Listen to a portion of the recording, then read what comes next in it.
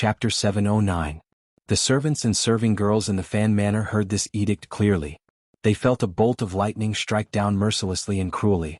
It struck until the entire Fan Manor began to tremble and sway. The faces of the people kneeling outside the hall paled. Their hearts were shocked.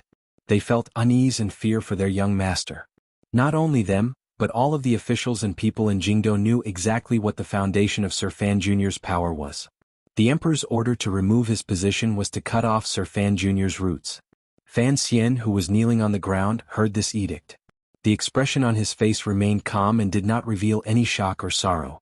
All of this was within his expectations. Just as he had thought and deduced after tossing and turning in bed these 2 days, the emperor would try to gradually whittle away the layers of power and defense around Fan Xian's body during this time.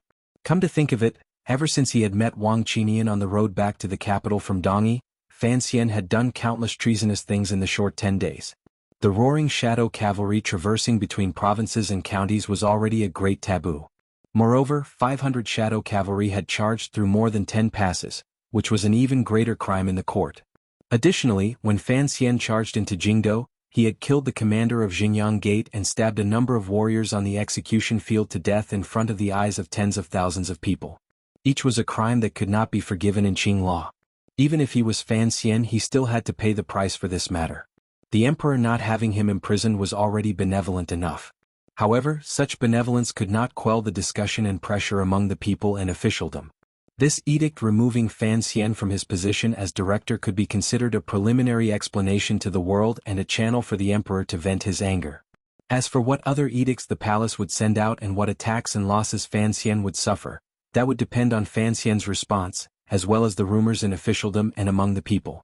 Fan Xian stood somewhat woodenly and accepted the imperial edict from Eunuch Dai's hands. Very casually, he handed it to an official behind him to arrange.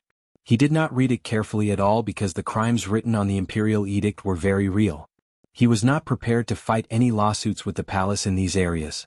Have a cup of tea before you leave. Fan Xian looked at Eunuch Dai warmly. It was difficult for Eunuch Dai to suppress the awkwardness and unease on his face. His rise and fall in the palace these years was actually all because of the young noble in front of him. Now he had come to the Fan Manor to announce this edict. Eunuch Dai did not feel good in his heart. Your servant has to return to the palace. Eunuch Dai glanced at Fan Xian with an uneasy gaze. In a slightly trembling voice he said, "The emperor is only momentarily angry. He will be fine in a few days." Fan Xian knew why he would show such an expression. He smiled and patted his shoulder. Don't think too much. Since the emperor has allowed you to take up the important task of announcing edicts again, presumably he trusts you. Eunuch Dai bowed respectfully and was about to leave when he heard Fan Xian's low voice ring in his ear. Is Ruorwo doing well in the palace? It was a great taboo for eunuchs and officials to privately pass messages. However, after Eunuch Dai thought for a moment, he did not hesitate at all. Lowering his voice he said, Miss Fan is doing very well. She often listens to discussions in the royal study. The emperor treats her very well. There is no need for you to worry. The entire Fan Manor was actually a true member of the Li royal family. Additionally, Fan Xian had shown Eunuch Dai kindness and authority, so the eunuch did not care about these taboos. Lowering his voice, he spoke of Fan Ruorwo's situation in the palace these 2 days. Fan Xian raised his brows slightly in surprise. He could not guess the emperor's thoughts, nor did he understand why his sister could appear so aloof in the palace. She did not seem like a hostage at all. After the matter of welcoming the edict was finished, Fan Xian turned to the back of the main hall. Looking at his wife who had been listening quietly in the back, he quietly said, Today is the first wave. I have many duties on me. If the emperor wants to peel them layer by layer, it will take some time. Lin Wanner glanced at him and gently bit her lower lip. She said, If you do not have a proper name, then your words will not be justified. Although the position of director is currently empty, and the emperor is presumably waiting for you to enter the palace to beg for forgiveness, he will still bestow this position to you in a few days. But, in the end, the emperor's power is boundless. Without the position of director, if you want to gather the power of the council in these days, there will probably be some obstacles. The emperor also knows this. That is why his first move was to remove the position in the council. Fan Xian sat down and said in a low voice, At least for now, he still does not want the court to become chaotic, so he is slowly peeling it away and waiting for me to naturally admit my guilt and lower my head. However, after all these years, the Overwatch Council has always been under the old cripple's control. The Emperor still does not understand the workings within. Even if there are many people in the Overwatch Council who fear royal power, in the end, there are even more people who do not recognize the edict and only recognize the legacy of the council. Being under house arrest and being killed are both difficult problems to solve, Fan Xian said. The Emperor wants the entire world, including myself, to slowly get used to the days of me losing power. That way it will be much easier to torment me, so I have to hurry. Lin Wanner furrowed her brows. She still did not understand. Even if Fan Xian could tear apart the large net outside the manor and make contact with the members of the Qinian unit, what problem could he solve with just one meeting? My subordinates are a group of extraordinary people. Fan Xian saw the confusion in her heart and calmly said. Furthermore, they can help me, who is under house arrest, contact a group of even more incredible people. If Fan Xian forcefully broke through the surveillance network outside the manor, given his present cultivation, it would not be a difficult matter. Just as he said last night, unless the Emperor personally came, it would be difficult to find many people in the Qin kingdom who could follow him. However, he had to consider the safety of his subordinates and his collaborators who were not in Jingdo. Thus, he could not give the palace any opportunity to follow him and clean out his true foundation. Although the position of director of the Overwatch Council had been taken away, it could not stop Fan Xian from regaining control of the Overwatch Council through the officials loyal to him and Chen Pingping. If the court truly used Fan Xian as a line to catch all the people he had hidden behind the scenes, it would be much more difficult for Fan Xian to make contact with those powers far from the court. Thus, Fan Xian's actions were very careful. His carefulness was displayed for the world to see, but it was an unreasonable and particularly bloody decision to kill. Not long after the Emperor's order to remove Fan Xian from his position as director of the Overwatch Council spread throughout Jingdo, news of Sir Fan Jr. once again attacking the large network of spies outside the Fan Manor came. That day, over 20 people died outside the Fan Manor. The next day, the palace issued an edict stripping Fan Xian of his position as the head of the Palace Treasury Transport Company. It formally stripped the Palace Treasury treasure that the Qin Kingdom relied on as the foundation of its national power out of Fan Xian's control. That night, Fan Xian struck again and swept through the people in the well-shaped streets around the Fan Manor. On the third day, the palace issued an edict. Fan Xian was severely reprimanded. His position as a first-rank duke was directly taken away. 7 days later, all of the positions on the body of the Qin Kingdom's most dazzling young powerful official were mercilessly taken away. Thinking back to Jiangnan when the dragon raised its head, the young imperial envoy who stepped off the boat had a long string of prefixes. Now not a single one remained. From that day onwards, Fan Xian returned to being a commoner. He was even worse than the scholars who went to the capital to take the exams. He had no official position, no nominal authority, and no salary. The position in the Board of Rights that he had once held during the spring examination was also remembered by the palace. Taichung Temple's noble official position had also been taken away. The only thing Fan Xian had left was the position of a teacher in the Imperial College. It had also been demoted 3 ranks. For some reason, the Emperor did not take away this position as well. During these 7 days, the royal palace and the Fan Manor were like a conveyor belt, carrying the Emperor's calm and cold edicts and chilling edicts. With each edict, the light on Fan Xian's body grew a layer dimmer. The gazes of the Jingdo officials and commoners were all focused on the road in front of the Fan Manor. After that day on the execution field in the autumn rain, they all knew that this road would be very busy. However, they had not thought that it would be so busy. No one had thought that the Emperor's punishment for the little duke would be so thorough and severe. No one had thought that Fan Xian would be so stiff as to resist for 7 days and still not enter the palace to beg for forgiveness. Everyone was looking at the Fan Manor, waiting to see which direction this cold war between the Emperor and his illegitimate child would go. Would the Emperor, in his anger, simply arrest Fan Xian and throw him into prison, or would Fan Xian be unable to resist the edicts and finally admit defeat? Even though Fan Xian was a commoner, the Jingdo people were still used to calling him Sir Fan Jr. in their leisurely conversations after meals. The officials hiding in their manors and nervously watching the development of this matter were still used to calling him Little Duke. They all knew that even though Fan Xian had been reduced to a commoner by the Emperor, as long as he did not die or go into prison, he could still become a major figure at any time, second only to one and above tens of thousands.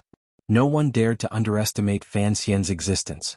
Contrary to the expectations of many officials, Fan Xian had clearly broken countless Qing laws, disregarded the court and killed so many people.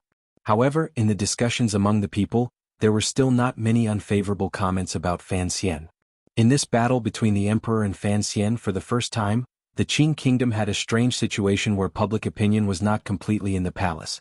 Perhaps it was because although Fan Xian had killed people outside the Fan Manor, he had not done it in an exaggerated manner. Other than the first and second days, his murderous aura had been greatly restrained. Furthermore, the people he had killed were all spies sent by the palace. What did it have to do with the common people? Perhaps it was because many Jingdo people had once seen Fan Xian's haggard appearance as he held Qin Pingping's body in the autumn rain. Unconsciously they felt some sympathy for him. Human emotions had always been strange. One moment they might be cheering. The next moment they might begin to silently reminisce.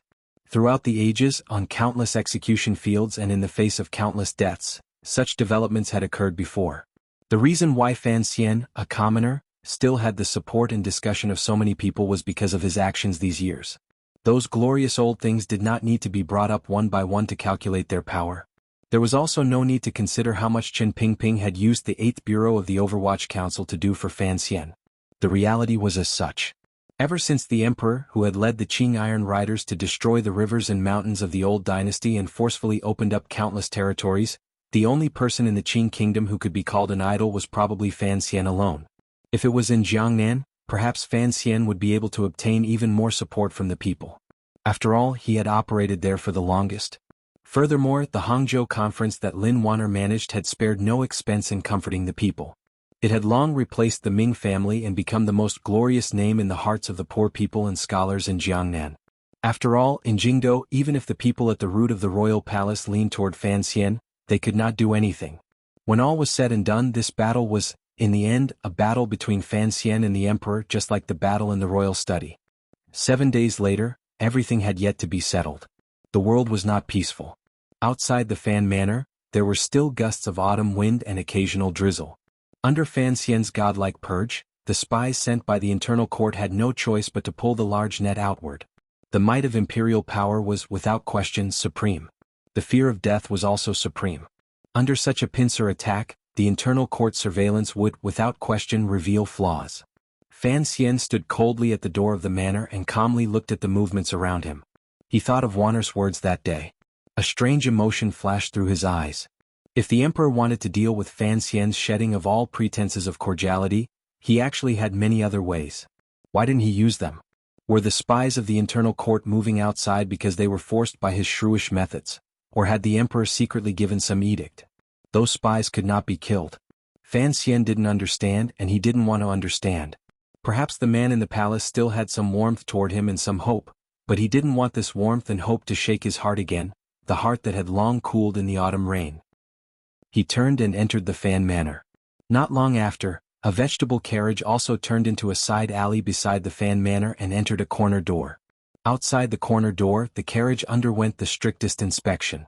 Even the inner layer of each cabbage and root of each radish were not spared.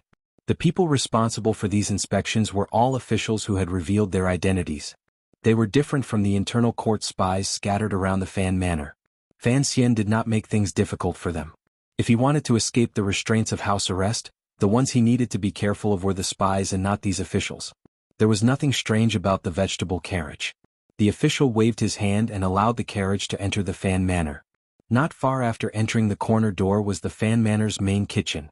Servants came forward to move the vegetables and fruits from the carriage. The edict from the palace was clear. It was impossible for anyone in the Fan Manor to leave. It was also difficult for outsiders to enter. Even though this carriage had been directly sent by the Dengshi Vegetable Inspection Bureau, it had been under the court's surveillance from the very beginning. It was not afraid of what the Fan Manor or the restless Overwatch Council officials wanted to do. The driver of the carriage quietly brushed past the kitchen and walked to the back garden while no one was paying attention. Then, with the help of an old Fan Manor servant, he entered a quiet study. When the driver entered the study, he saw that other than Fan Xian, there was another woman. He immediately guessed that it was the director's wife. After a slight pause, he took off his straw hat, knelt down and bowed. "Greetings, director." After the driver took off his straw hat, Lin Wanner covered her mouth in surprise and exclaimed, "It's so alike." The driver felt slightly awkward but didn't say anything. Standing, he said straightforwardly, The guards outside the manor have been tight these days, so no one has made any unusual movements. This is a capable member of the Qinian unit. Back in the day he helped me greatly in northern Qi, Fan Xian explained warmly to his wife. This Overwatch Council official, who looked very much like him, had been hidden in the Qinian unit. However, even he had not thought that after being locked down for 7 days, the person from the Qinian unit who risked entering the manor to make contact with him would be this person. It's best if there are no unusual movements. Nothing is more important than one's own life, Fan Xian said warmly to his wife. This was a creed he had always endlessly instilled into the people around him, even his most loyal subordinates. Nothing was more important than one's own life. Wang Qinian did this and so did Gao De. The net outside has loosened a bit. I am going out today, Fan Xian said quietly with his head slightly lowered. Sir, this is too risky, the official said seriously. The official said seriously. He thought that since he had taken the risk to enter the manor, he could pass on the message himself. No. Fan Xian shook his head. Those words were too important. He had to personally deliver them to each person's ears. The slightest mistake could cause great trouble. He suddenly thought that if Wang Qinian was by his side at this moment, everything would be much easier to resolve. Given Wang Qinian's abilities, sneaking into the Fan Manor under the watchful eyes of spies would probably not be a difficult matter. The vegetable delivery carriage belongs to the produce inspectorate. How did you get in? Fan Xian suddenly thought of this problem. His gaze narrowed slightly with some worry. Dai Jun returned to the produce inspectorate, the official replied with a smile. Fan Xian also smiled. Eunuch Dai had once again become the head eunuch in charge of announcing edicts. Following that, his nephew also returned to his position in the Produce Inspection Bureau. Given how the Overwatch Council had dealt with the Dai family back then, it was easy to leave some loose ends. Now it was used. The autumn sky above Jingdo was clear and distant. Rain spilled down from the leaden hanging clouds, making the surrounding scenery blurry but moving. The Fan Manor and the Royal Palace had fought for 7 consecutive days, particularly Sir Fan Jr.'s merciless sweep of spies outside the manor. In the end, it had chilled the hearts of most of the spies in the internal court. They felt that their colleagues had all died for nothing. It looked like the emperor in the palace would never actually throw his illegitimate son into prison to avenge these colleagues. Thus, the net outside Fan Manor had unknowingly loosened, leaving some loopholes that could be used. The seemingly unproblematic carriage of the Produce Inspectorate had crawled out of these loopholes. In a secluded area in Jingdo, the houses and alleys were simple and crude. There were no deep gardens or large mansions of any large family. A small courtyard sat quietly at the end of one of the alleys. The sound of selling vegetables in the alleys outside could be heard clearly here. However, it had already been a number of years. No one knew what this small courtyard represented. Fan Xian wiped away the powder and rouge disguise on his face in the slight autumn rain. In a flash, he floated into the small courtyard. He saw many familiar faces. Looking at the pleasant surprise and the sadness after the pleasant surprise, Fan Xian's heart was slightly moved. However, he did not show anything on his face. This was the Qinian unit's most secret base. The Overwatch Council officials here were Fan Xian's long loyal subordinates. When the rumors in Jingdo changed, particularly when there were some subtle signs within the Overwatch Council, these members of the Qinian unit silently and quietly left their posts. Through different paths, they returned to this small courtyard and waited for Fan Xian's summons. Many years ago, when the Qinian unit only had Fan Xian and Wang Qinian, one old and one young, Wang Qinian had spent a small amount of silver to buy this courtyard. These members of the Qinian unit were like Fan Xian's eyes and arms. Fan Xian was going to mobilize the power that was close to him scattered throughout the world. He had to pass his will through these loyal eyes and arms. This was the reason why he had spent so much effort to come here personally. Chapter 7:10. Yesterday I said that I had recently sunk into a state of panic. I wanted to find a day to sort it out and prepare. Today was the winter solstice, so I chose today to have a meal, recuperate, and think about the rest of the story. The reason why I wanted to pull my hair out was probably because the story had been too tormented since the beginning of the month. I laughed foolishly. At the beginning of the month, I said that the year of Qingyu was coming to an end. It looked like the last few dozen chapters were written like crazy. I had indeed written like crazy for the past 20 days, much crazier than I had in the past year or so. Not only did I write more every day, but more importantly, I wrote impudently. I didn't know what word to use to describe this, but it was actually a kind of state. It's good to write based on one's emotions, but when one's emotions are vented and one becomes depressed. Yeah, it's the same for me.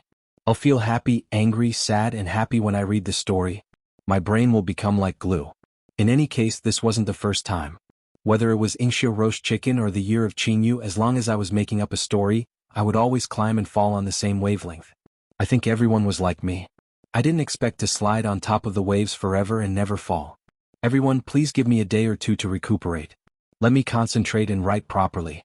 I want to do my best to complete this story that has accompanied us for a year and a half, and has been enduring for a year and a half, into something that can still be read. Although this was actually just my job, I wouldn't be pretentious to say that this was a job that I liked. Moreover, I would only write stories that I liked, so I treasured and valued it. Chapter 7:11. There were no excessive greetings, sorrow, or anger. The members of the Qinian unit who remained in the quiet courtyard calmly greeted Fan Xian. Then, in the shortest amount of time possible, they reported the internal situation of the Overwatch Council they knew. During these 7 days, a large portion of the Bureau of Military Affairs stationed outside the Overwatch Council had been withdrawn. Under the strong pressure of the Palace Edict and Yan Bingyun's cooperation, the cleansing and changing of blood within the Overwatch Council was carried out quickly and effectively. This information was sensitive and important.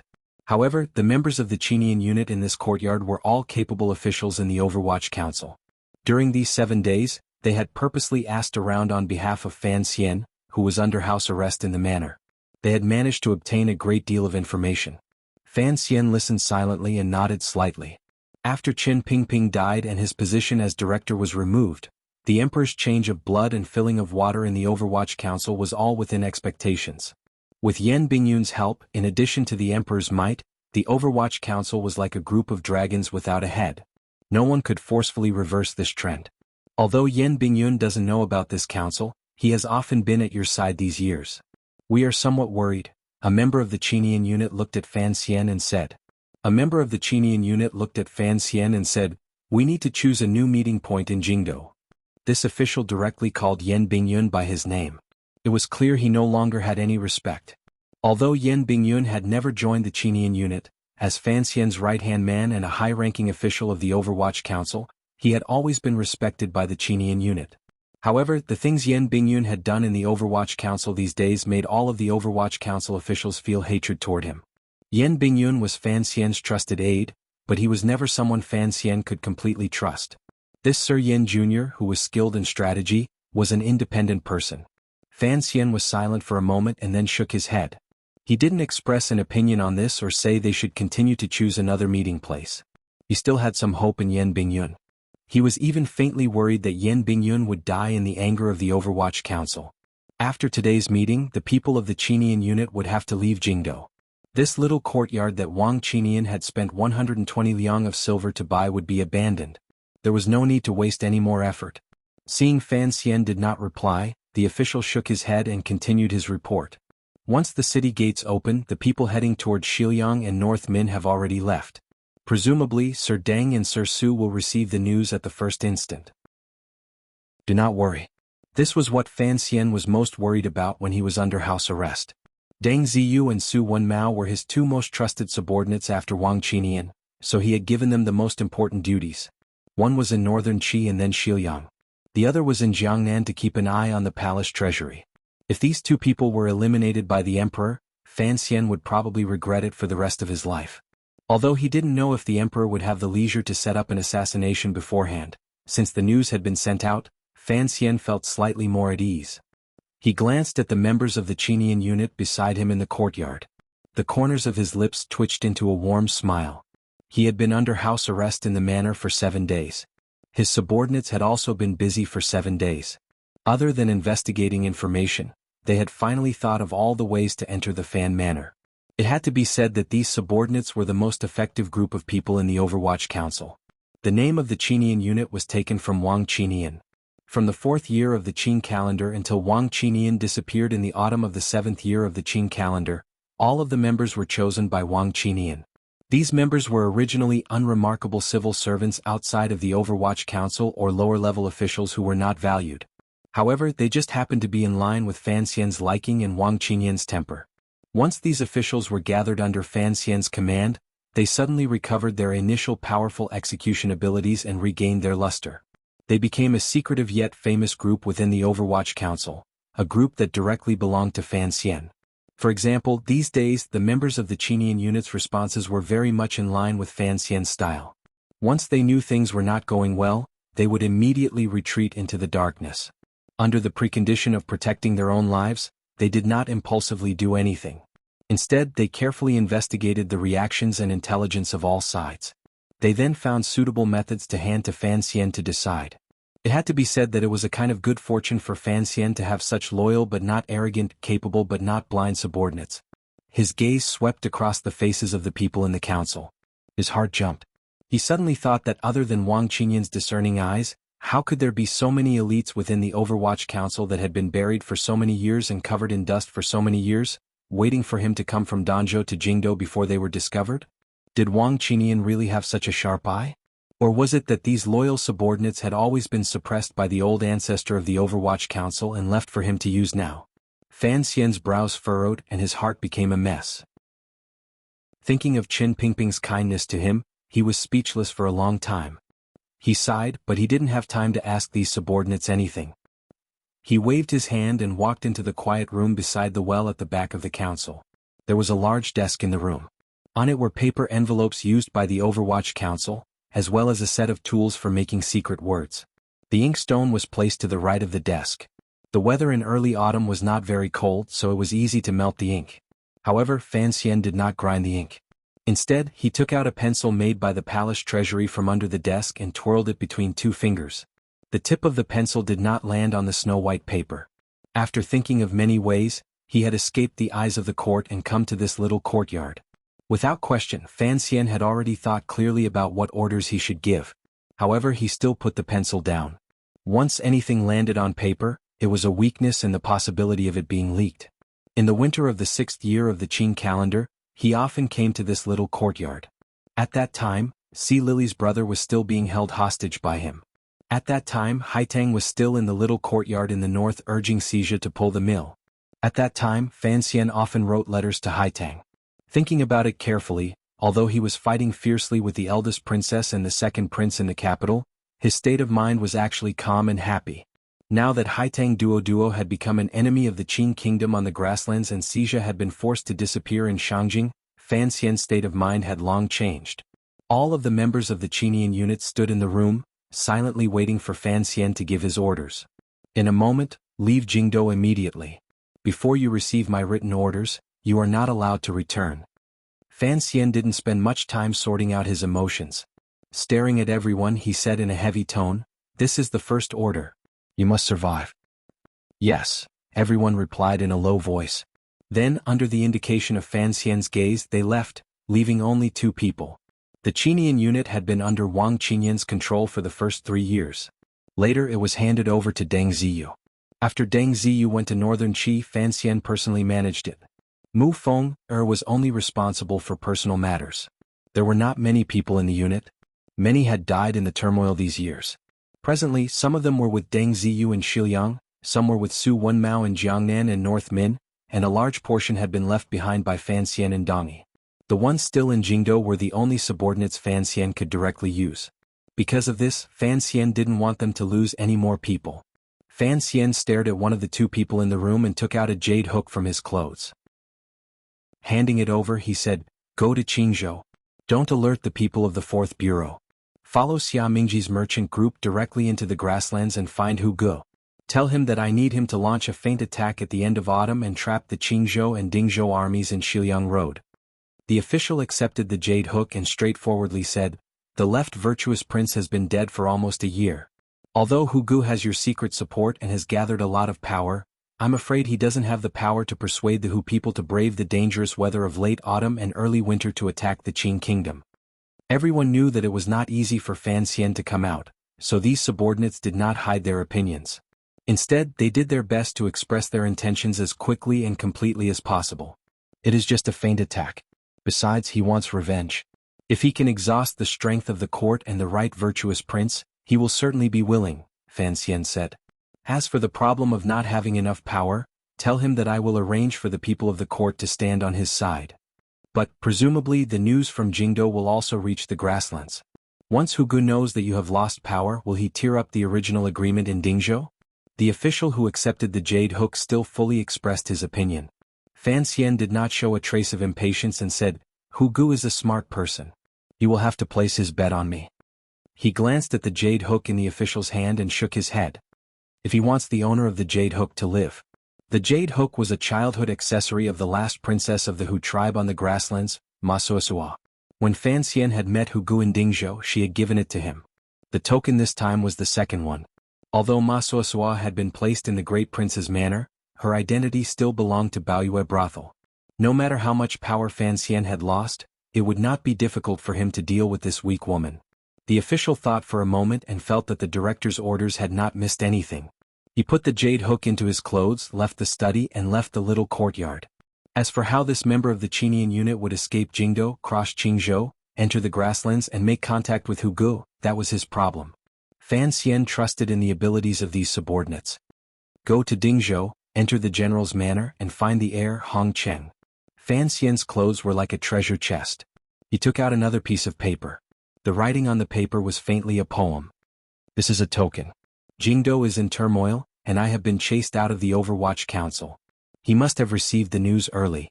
He probably won't believe the token of the Overwatch Council and the token of the Qinian unit.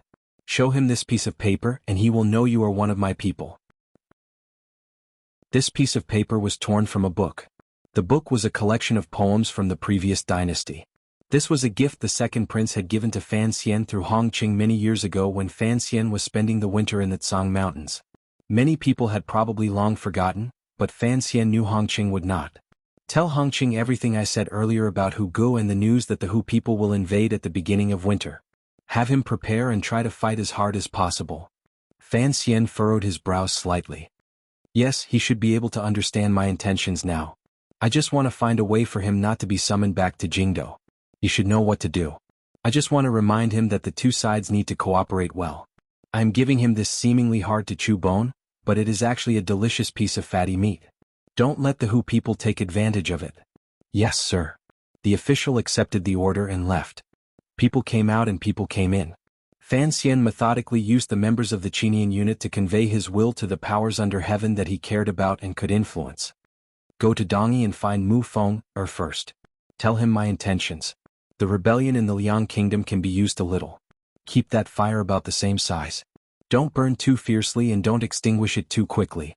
After this is done, go see 13th Wang and tell him I am waiting for him in Jingdo. Fan Xian sat behind the desk and furrowed his brows slightly. Inciting internal strife in Dongyi could drag the great royal brother there. However, it would be unfair to 13th Wang, so he could only hide it from him for now. Also, have him use the command sword of the Sword Hut on my behalf to pick out 2 trustworthy people and send them to Jiangnan by Su Wenmao's side. Personally deliver this letter to the great prince's hands. Tell him that everything is fine in Jingdo and that there is no need to rush back.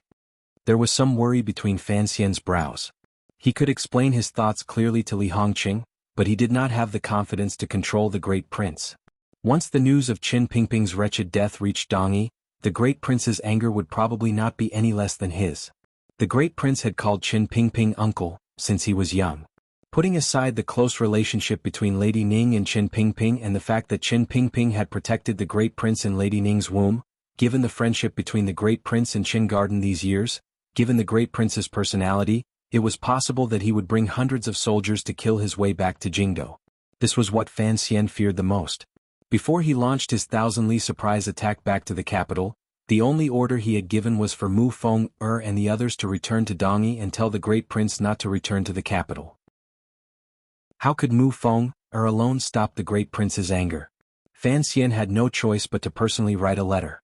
With sincere words he begged his fiery big brother, who had inherited his mother's legacy, to barely control his urge to question the emperor and his desire to avenge Qin Pingping and stay obediently in Dongyi. Regardless of whether it was Li Hongqing who led troops in Dingzhou, or the great prince who controlled 10,000 elite troops in Dongyi, they were the only 2 military forces Fan Xian could count on in the Qin kingdom. However, these elite troops belonged to the Qin kingdom and the emperor. If these 2 young people of the royal family were summoned back to Jingdo, then Fan Xian would have no hope at all.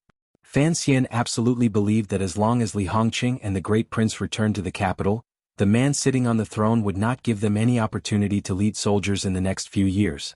This was precisely because of their relationship with Fan Xian and Qin Pingping. The order sent to Jiangnan to warn Su Wenmao had also been sent.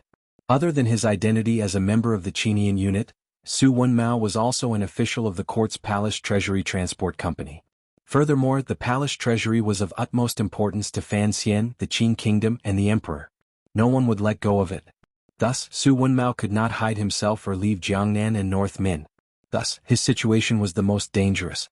Fan Xian could only hope that in these few years, Su Wenmao had already raised enough direct subordinates in the 3 workshops.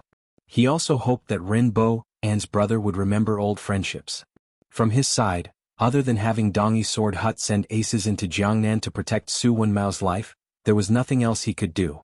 The member of the Qinian unit heading to Jiangnan also shouldered an additional mission. He helped Fan Xian bring a message to Xia Qifei and had him choose a day to come to Jingdou during these 2 months. Having the current master of the Ming family come to Jingdou did not mean that Fan Xian had anything important to give to him. Rather, it was Fan Xian's test of him. After all, when Xia Qifei submitted to him, he submitted to the Qin court he represented and the terrifying Overwatch Council.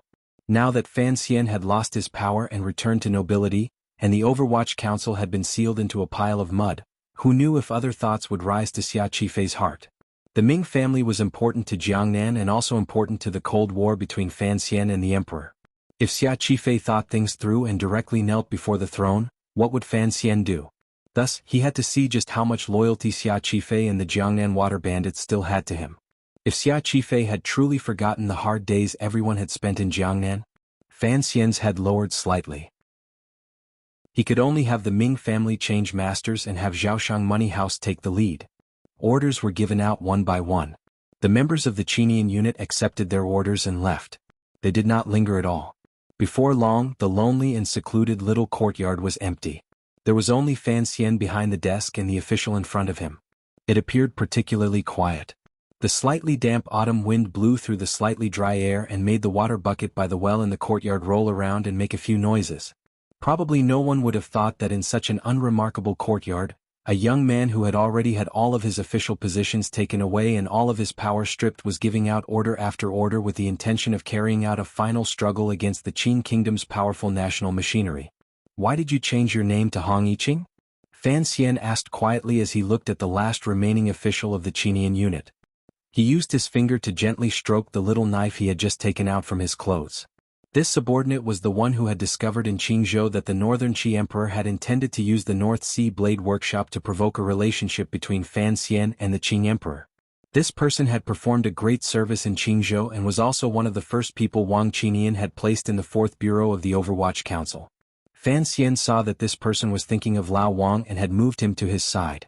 He had followed him all the way to Dongyi. The last time Fan Xian had returned to the capital to debrief, he had left him in Jingdou to act as liaison.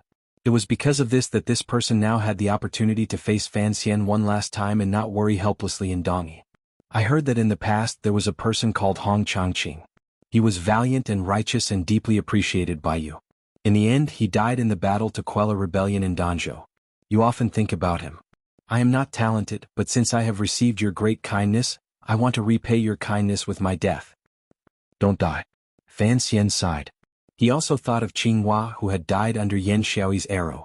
Qinghua had survived the hellish situation of the navy massacring the island and the water birds eating people. In the end, he had not lived more than 2 years with him. He handed the knife to Hong Yiqing, stared into his eyes and said word by word, "In the end, I kept you here because I have something important to tell you. You have to listen clearly, don't miss a single word." "Yes, sir." Hong Yiqing felt a glimmer of nervousness. "I've already sent 2 people to Shiliang Road, but Deng Ziyu is still out in the open. The imperial court will definitely take him in. Even if he can escape, I need someone to continue the task of the people I've arranged there. You've stayed in Qingzhou for a long time and are familiar with Shiliang Road. I'll leave this to you." Hong Yiqing was slightly startled. His throat was a little dry and his face was slightly hot. He had not thought that the director would give him such an important task as the manager of Shiliang Road. "Most importantly, you also have to enter the grasslands, find the king's tent, and find a woman called Songji Xianling." Fan Xian's eyes narrowed. Looking at him, he said each word clearly, "Tell her not to worry about Ku He or Do Do. Worry about me first." Have her cooperate with Hu Gu and convince the chief. Hong Yiqing didn't know that Fan Xian had already arranged certain matters on the grasslands. He didn't understand, but he calmly agreed. I chose you because Songji Xianling has seen you before, Fan Xian said calmly with his head lowered. Give this little knife to her. Then, have her leave the grasslands and come to Jingdo to see me. What if she doesn't leave? Hong Yiqing unconsciously asked. Fan Xian raised his head. After a moment of silence he said, just say that I am going to die. It's up to her whether she wants to come or not. These words were said very helplessly and shamelessly. Hong Yiqing looked at Fan Xian in a daze. He couldn't understand why the seemingly omnipotent director would say such emotional words. He also couldn't understand what kind of person Songji Xianling was for him to think so highly of her. The moment he accepted the knife, Fan Xian's fingers suddenly froze. He stood up from behind the desk. Hong Yiqing only noticed the strangeness a moment later. His face was slightly pale. He pulled out the poison dagger from his boots and quietly walked behind the door of the room. There was a strange movement outside the door. In this secluded little courtyard that no outsider knew about, someone had suddenly come. I'm back. My mind is clear. My mood is very good, very high, very powerful. Chapter 7:12. Soft footsteps rang out in the courtyard outside the door.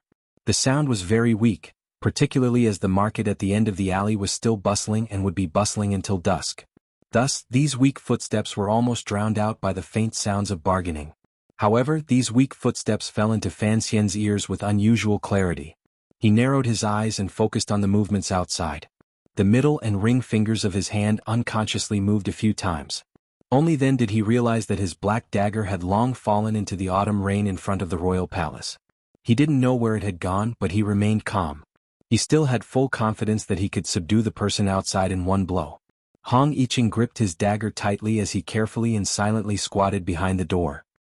He held his breath as he watched the approaching figure. The figure strangely walked straight to the door and gently knocked twice. Hearing the rhythmic knocking, Hong Yiqing's expression clearly relaxed. This was because this was the code used by the Qinian team to identify one's identity. Fan Xian did not relax. He was not completely sure whether or not the Qinian unit had been infiltrated by the court or if they had already made contact with the periphery. After all, from the Dazhou incident in Gao Da's existence, the emperor's attention to intelligence far exceeded Fan Xian's or Chen Pingping's expectations. Furthermore, the internal court must have hidden many loyal people within the Overwatch Council. Otherwise, Yan Bingyun would not have been able to control that sinister courtyard within 7 days. It's me, the figure outside the door said in a raspy voice. It seemed to know that there was someone in the room. Hearing this voice, Hong Yiqing did not recognize who it was. Fan Xian's expression immediately changed. There was joy, sadness, and surprise. The door was pushed open. A middle-aged man with an unfamiliar face and wearing the clothing of a vegetable farmer commonly seen in the outskirts of Jingdo walked in. Leader Wang. Hong Yiqing lowered his voice and looked in disbelief at the newcomer. From the familiar warm smile in his eyes, he recognized the other person's identity. After all, he had been personally chosen by Wang Qinian to join the unit. He was familiar with Wang Qinian. However, in the hearts of most Overwatch Council officials, Wang Qinian had died 3 years ago because of the Dong Mountain Rebellion. How could he appear alive and well in front of them today? Wang Qinian, in disguise, patted Hong Yiqing on the shoulder. Then he focused and calmed himself. Very seriously, he suppressed his excitement and bowed deeply to Fan Xian, who was standing behind the table. Let's talk another day. There will be a time when we meet again. Let's go do business. Fan Xian smiled and tossed the knife in his hand to Hong Yiqing.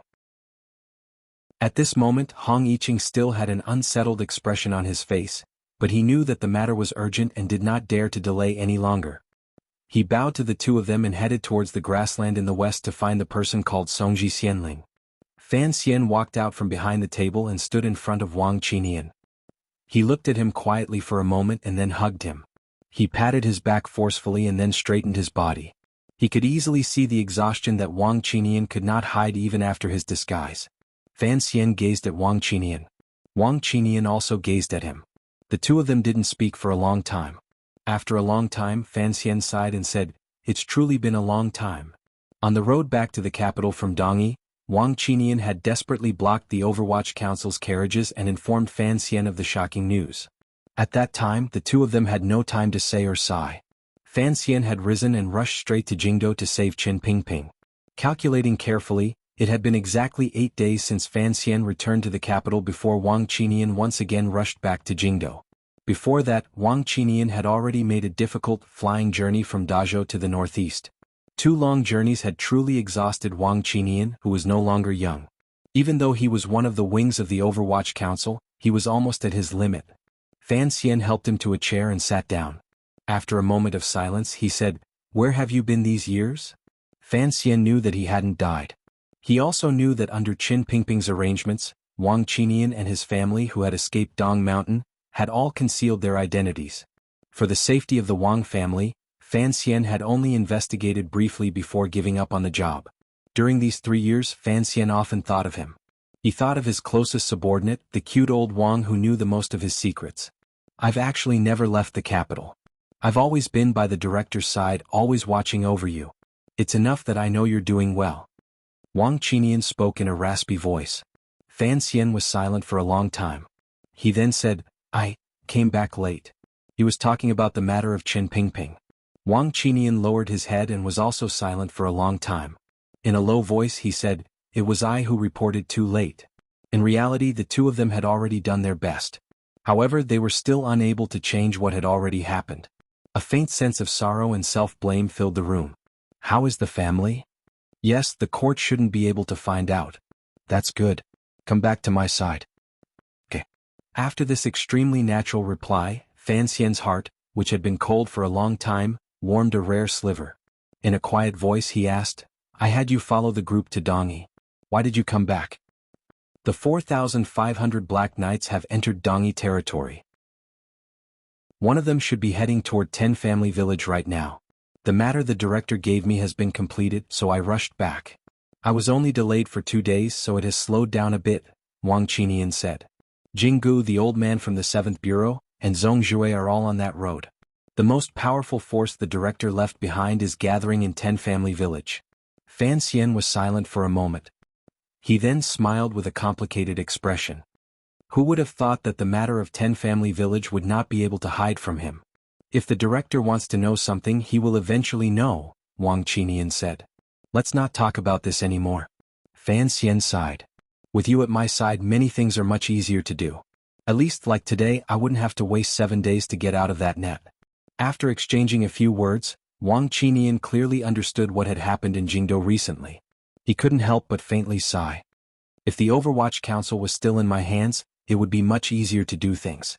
Other than the Qinian unit, the only people Fan Xian could truly trust and use were his trusted subordinates all over the world. However, the headquarters of the Overwatch Council was gradually beginning to fall apart, particularly with Yan Bingyun and his son controlling the 4th Bureau for generations. If this went on, Fan Xian and his group of old officials' influence in the council would probably grow weaker and weaker. After all, this world is still the Emperor's.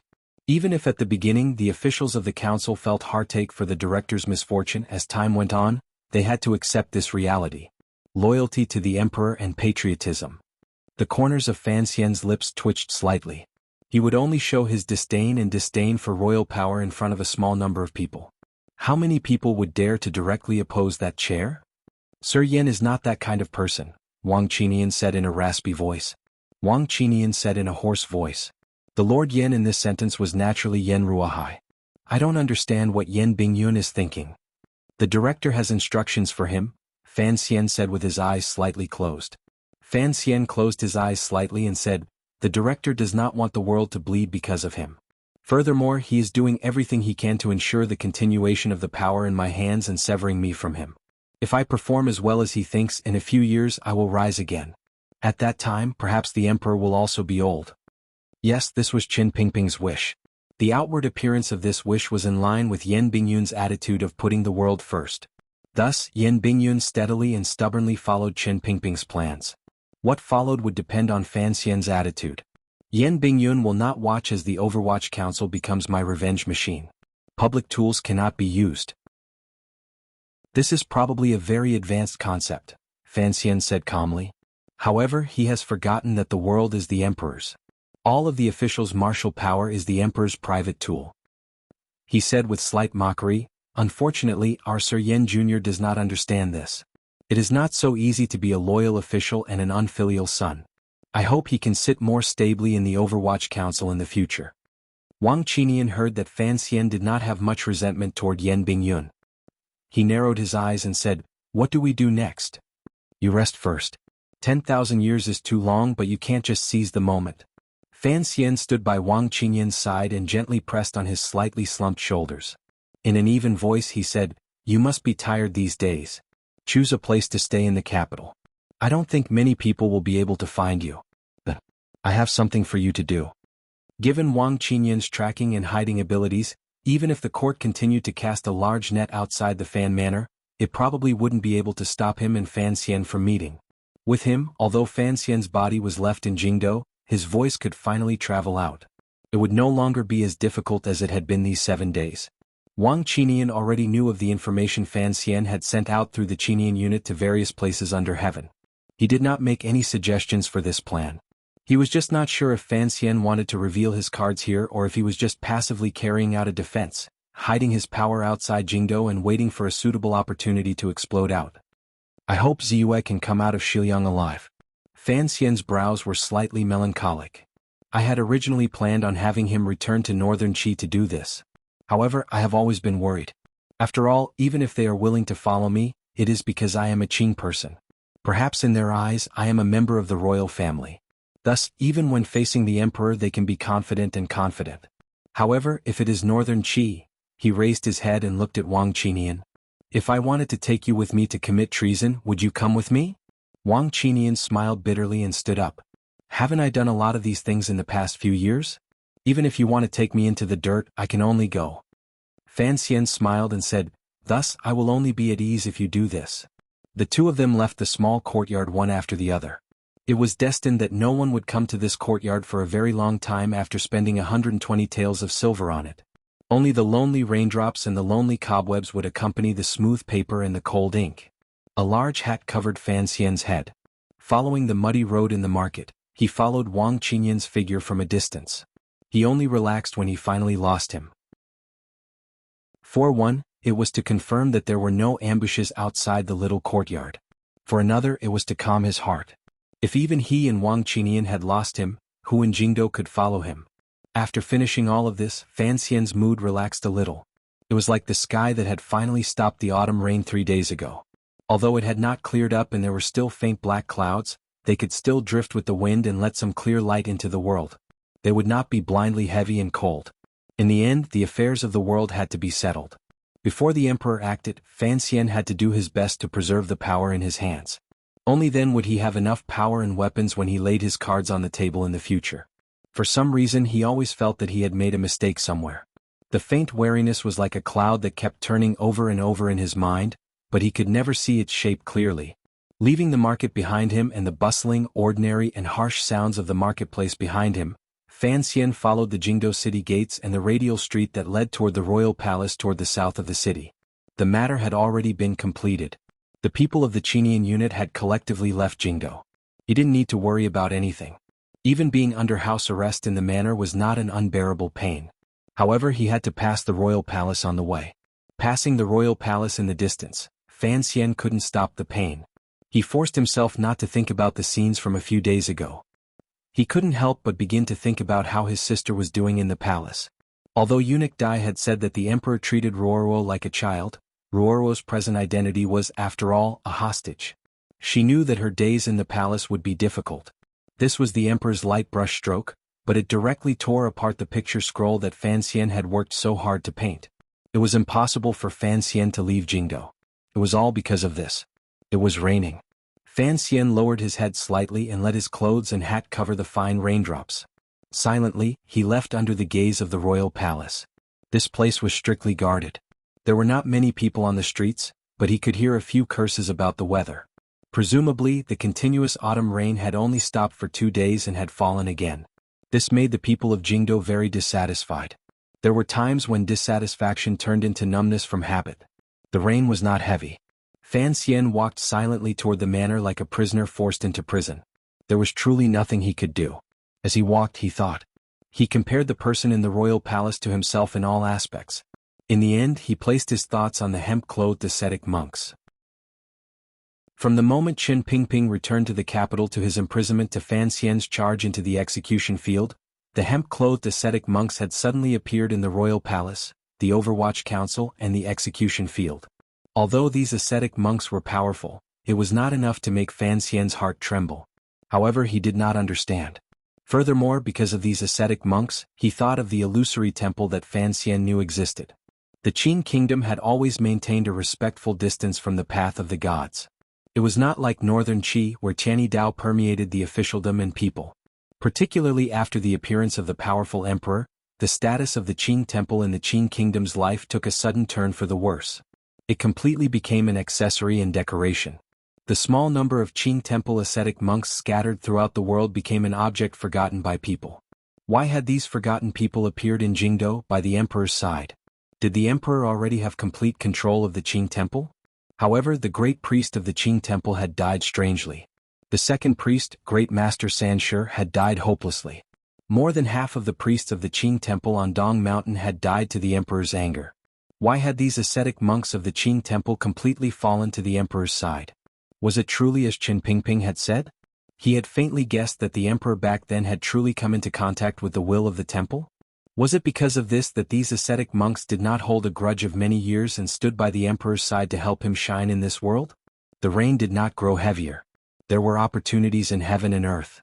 When Fan Xian shook off his thoughts from the fine rain and unconsciously raised his head, he saw the Qin temple not far in front of him. It was the Qin temple, completely black with hidden green eaves, by the desolate and quiet side of the street, receiving the rain from the heavens and not stirring up a speck of dust. It had long walls on the outside and a round tower inside. Fan Xian stared in a daze at this delicate and pretty building. He didn't know what to feel. In this temple, he had once brushed shoulders with the emperor. He had once seen a girl who loved to nibble on chicken legs under the curtains. He had also carefully studied the strange murals painted under the eaves.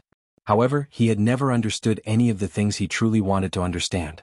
He should have returned to his manor. At this moment he unconsciously walked up the steps. Passing through the rarely closed temple door, he walked directly into the temple. Under the accompaniment of the fine autumn rain, he slowly walked through the temple. The tiredness and resentment these days had miraculously lessened. He didn't know if it was the wondrous atmosphere of the Qin temple itself or if it was the quiet space. It was so quiet that it made one lazy to think. Very naturally he walked to the back of the temple. Fan Xian's figure suddenly froze. He saw an ascetic monk wearing hemp clothing and a straw hat looking at him with furrowed brows at the door of the small building in the back of the temple. Fan Xian wanted to retreat, but the ascetic monk opened his mouth. The moment he opened his mouth, it was filled with admiration. His hands pressed together toward the raindrops in the sky, he sighed and said, "The will of heaven has its own encounters. Master Fan, we have always wanted to go find you. Unexpectedly you have come." Having his true identity seen through, Fan Xian's expression did not change. Calmly, he looked at the ascetic monk and quietly said, "You? Why are you looking for me?" The ascetic monk held a bell in his right hand. He gently rang it. The clear sound of the bell quickly pierced through the fine rain and spread throughout the entire Qin temple. Just like the first time Fan Xian had come to the Qin temple, there was no incense burning in the temple. Other than tourists from various provinces, probably no one wanted to come here. Thus, the Qin temple was still quiet. The clear sound of the bell did not cause any unusual movement. It only attracted a dozen ascetic monks. Wearing the same style of hemp clothing and similar old straw hats, the ascetic monks walked out from all directions of the Qin temple and faintly surrounded Fan Xian in the center, just below the round tower. Fan Xian slowly took a deep breath and began to slowly circulate the Jinqi meridians that had never stopped in the two circulations in his body. Coldly, he looked at the ascetic monk in front of him and calmly said, "This temple has always been quiet. You are not preaching under heaven, why have you come back to disturb the peace here?" Sir Fan has a kind heart and is deeply endowed with the virtue of heaven. In Jiangnan you cultivate in Hangzhou and gather the wealth of the world to enrich the river works. We useless people travel through various provinces and have heard of Sir's benevolence and seen much of Sir's kindness. We have long hoped to meet you. The ascetic monk lowered his head in greeting. He had always called Fan Xian Sir Fan, and not Sir Fan. That was because everyone in Jingdo knew that all of Fan Xian's official positions had been stripped by the emperor. "I don't think you have come specially to praise me." Fan Xian lowered his head slightly and furrowed his brows slightly.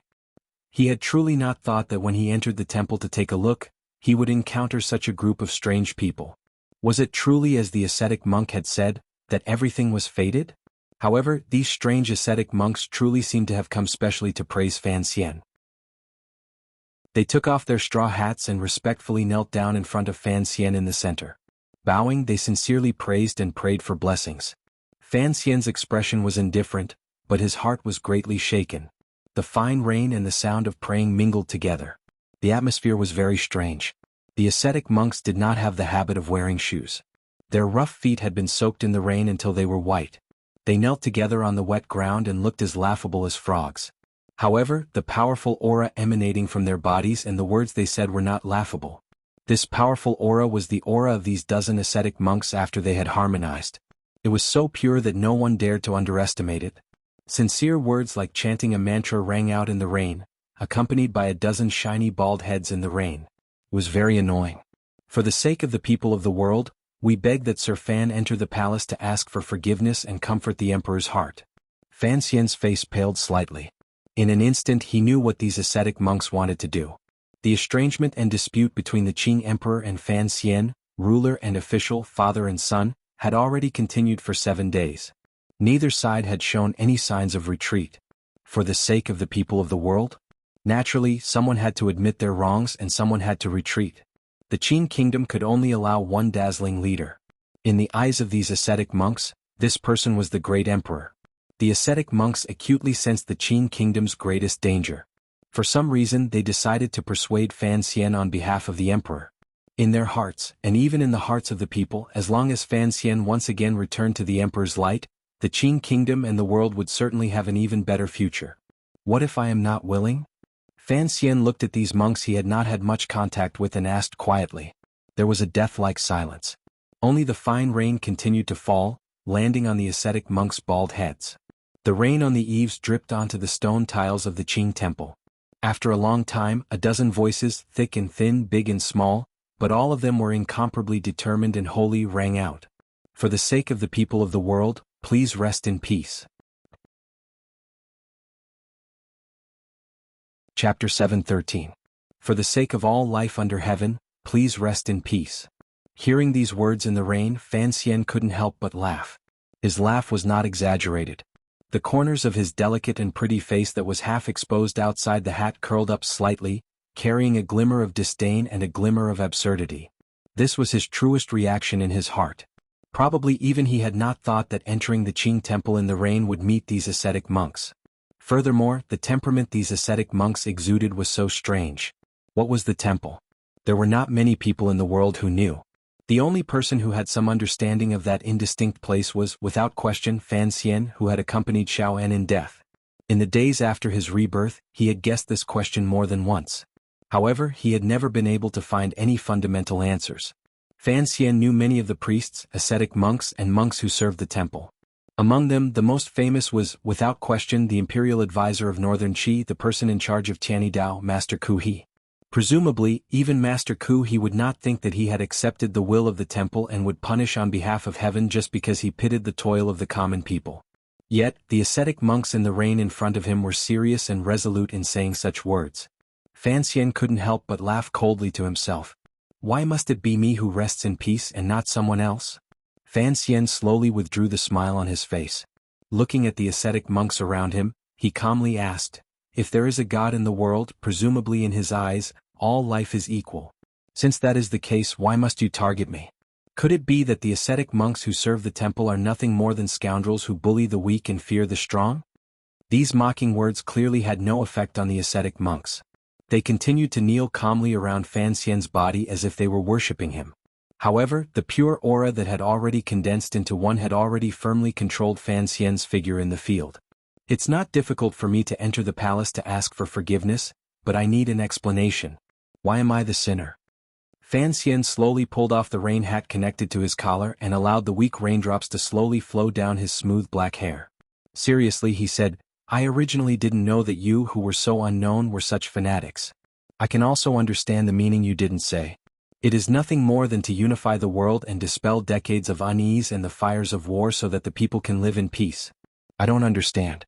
What makes you think that man will be able to perfectly fulfill your hopes and carry out the will of the temple?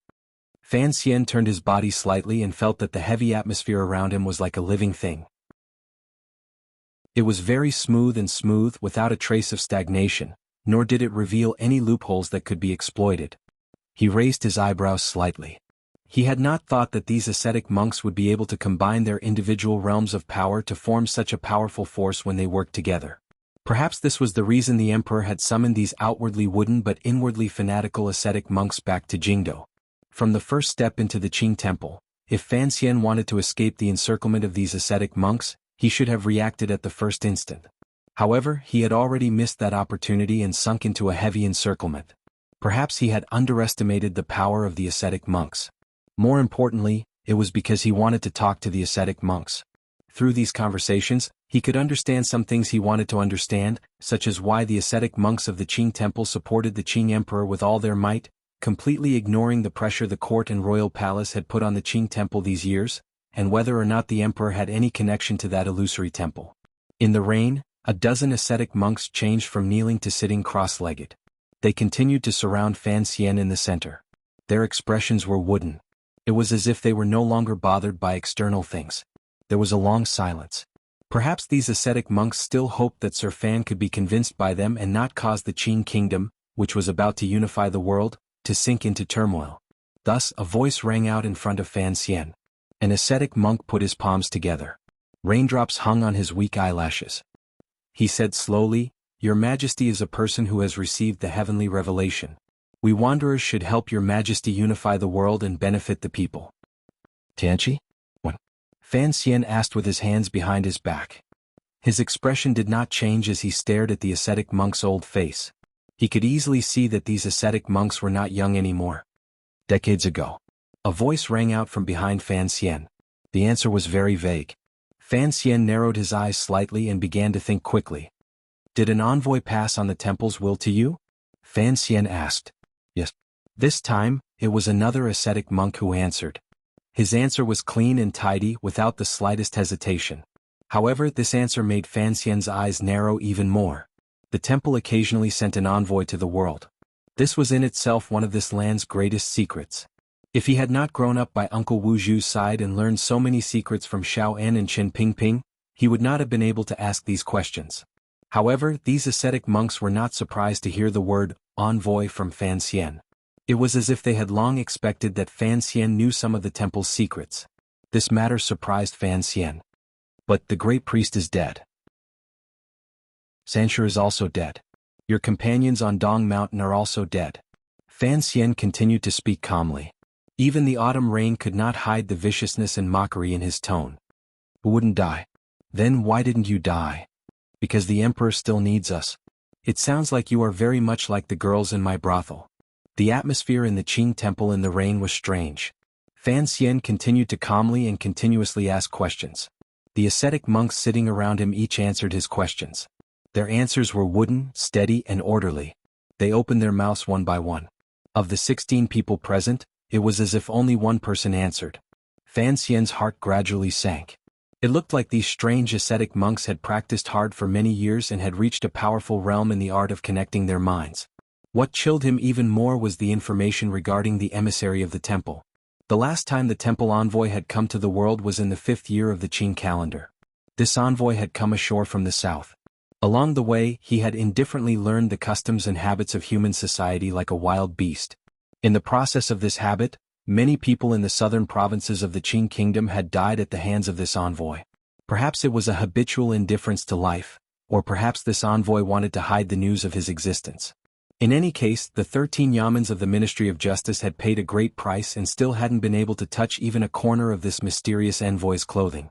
At the time, the Qing court only saw this person as a ruthless criminal with superb martial skills and didn't know his true identity. That was why the Ministry of Justice later asked the Overwatch Council for help.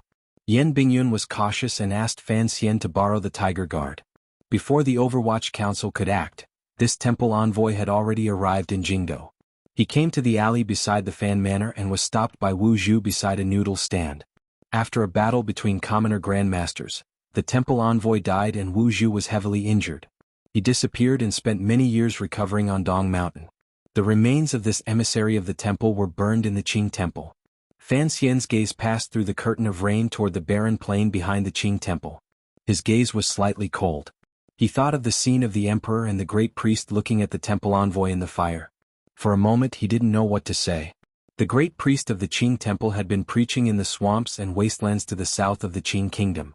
Coincidentally, he returned to the capital not long before the temple envoy entered the capital. Then, not long after the envoy melted into the fire, he died of a serious illness. Was this a coincidence? Of course not. At least, Fan Xian didn't believe it. The matter of Uncle Wu Zhu being injured and the arrival of the emissary of the temple were things he only learned later. After a long time he could only vaguely find this far. At least, it proved that the emperor had certainly reached some kind of agreement with the emissary from the temple through the great priest of the Qing temple. In the 5th year of the Qing calendar, the emperor hoped to use his illegitimate child as bait to lure the temple envoy and Uncle Wu Zhu into mutual destruction. However, he did not achieve his goal. In order to bury this matter and not let Fan Xian know of it, the great priest had to die. Fan Xian withdrew his gaze and looked at the ascetic monks in front of him. Naturally, he thought of the so-called Tianqi and the will transmitted by the temple emissary. That emissary was presumably the one who came to the Qing kingdom 22 years ago. Looking at it now, that envoy had not only moved Uncle Wu Zhu out of Jingdou, he had also represented the illusory temple and reached some kind of cooperation with the emperor. Cooperation between the emperor and the temple? Fan Xian furrowed his brows. The first time they worked together they killed Yi Qingmei. The second time they worked together they almost killed Uncle Wu Zhu. Everything was actually already very clear. The only thing he didn't understand was why the temple, which ostensibly did not interfere in worldly affairs, would make such a choice in the human world. The ascetic monks surrounding Fan Xian in the Qing temple were all rather old. Over 20 years ago, they had already learned of the temple's will. In their wild joy, they had loyally thrown themselves into the ranks of the Qing emperor's service. During these 20 years they had walked among the people, spreading what should be good teachings. They ate one mouthful at a time, drank one ladle at a time, and lived a hard but peaceful life. At the same time, presumably, they were also acting as secret agents for the emperor. Dongyi had submitted, the civil strife had been quelled, Qin Pingping had died, the weather was favorable, the people were at peace, the country was rich and the army was strong. The Qing kingdom's power had reached its peak. Other than Fan Xian, it seemed that there was no one else who could stop the Qing emperor's march to unify the world. Thus, these ascetic monks returned to Jingdou and prepared to welcome that dazzling moment. Thus, the ascetic monks wanted to persuade Fan Xian to forget his personal grudge for this great cause. For the sake of the righteousness of the world, he would forget one person's sorrow. Fan Xian stood alone in the rain. Although the rain was light, it still gradually soaked through his clothes. These ascetic monks frankly told him what they had done these 20 years and explained the secrets hidden behind the Qing kingdom's history. They sincerely wanted to persuade him.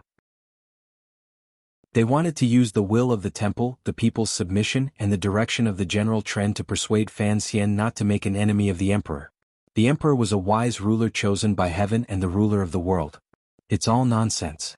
Fan Xian shook his head helplessly and wiped the rain from his face.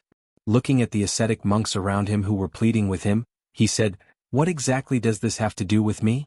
I'm just an official of His Majesty. No, I'm just a commoner now. I don't think anyone in the world would think that I can affect the general situation of the world. Isn't it a bit overreacting to force me into the palace or to send me to the grave?" The ascetic monks met each other's eyes and saw the caution and determination in each other's eyes. They did not believe Fan Xian's words. One of them looked at Fan Xian and said sincerely, "Because you are her son." Fan Xian was silent. He finally knew why the great array in the Qing temple had come. If the ascetic monks in the Qing temple served the temple loyally and saw the emperor as a leader chosen by heaven, then without question Yi Qingmei, the young girl who had escaped the temple and stolen many things from the temple, was their greatest enemy. Perhaps these ascetic monks did not know the inside story and did not need to know. They only needed the temple emissary from 20 years ago to determine the nature of Yi Qingmei's actions for them to be deeply afraid of the woman who dared to look down on the temple. This kind of fear continued until 20 years later, when it extended to Fan Xian. "If you kill me, what will the emperor think?" Fan Xian smiled and said, "I think he must be very unwilling to see his son die in the hands of you swindlers. I'm very worried for you." All of the ascetic monks saluted in unison with unswerving expressions on their faces. No one replied, but the meaning they expressed was clear. For the sake of their goal, Even if the emperor killed them all afterward, they would keep Fan Xian here forever. I've heard everything I wanted to hear. The corner of Fan Xian's mouth twitched and he said with slight mockery, I think that if I agree to enter the palace, presumably you won't be at ease and will place some restrictions on my body. Of course, I can feign civility and agree to it first. At least I can keep my life. It's just that you've misjudged one thing.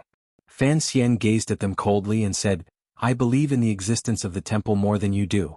It is precisely because of this that my legs will not weaken the moment I hear the name of the temple and kneel in the rain like you. An ascetic monk sighed deeply and said, bemoaning the state of the universe and pitying the fate of mankind, people are born in this world and must always be fearful. The emperor once said these words to me.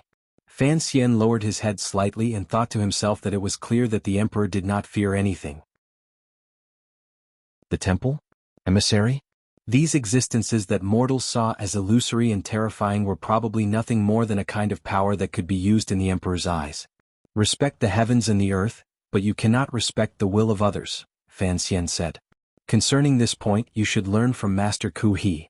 The ascetic monks were slightly surprised. They did not understand what these words meant. However, they saw Fan Xian, surrounded in the center, float up. Fan Xian floated up in the fine autumn rain. The cloth robes on his body were slowly held up by Jinqi. Like a heartless bird, with a sudden sound, he swept toward the outskirts of the Qing temple.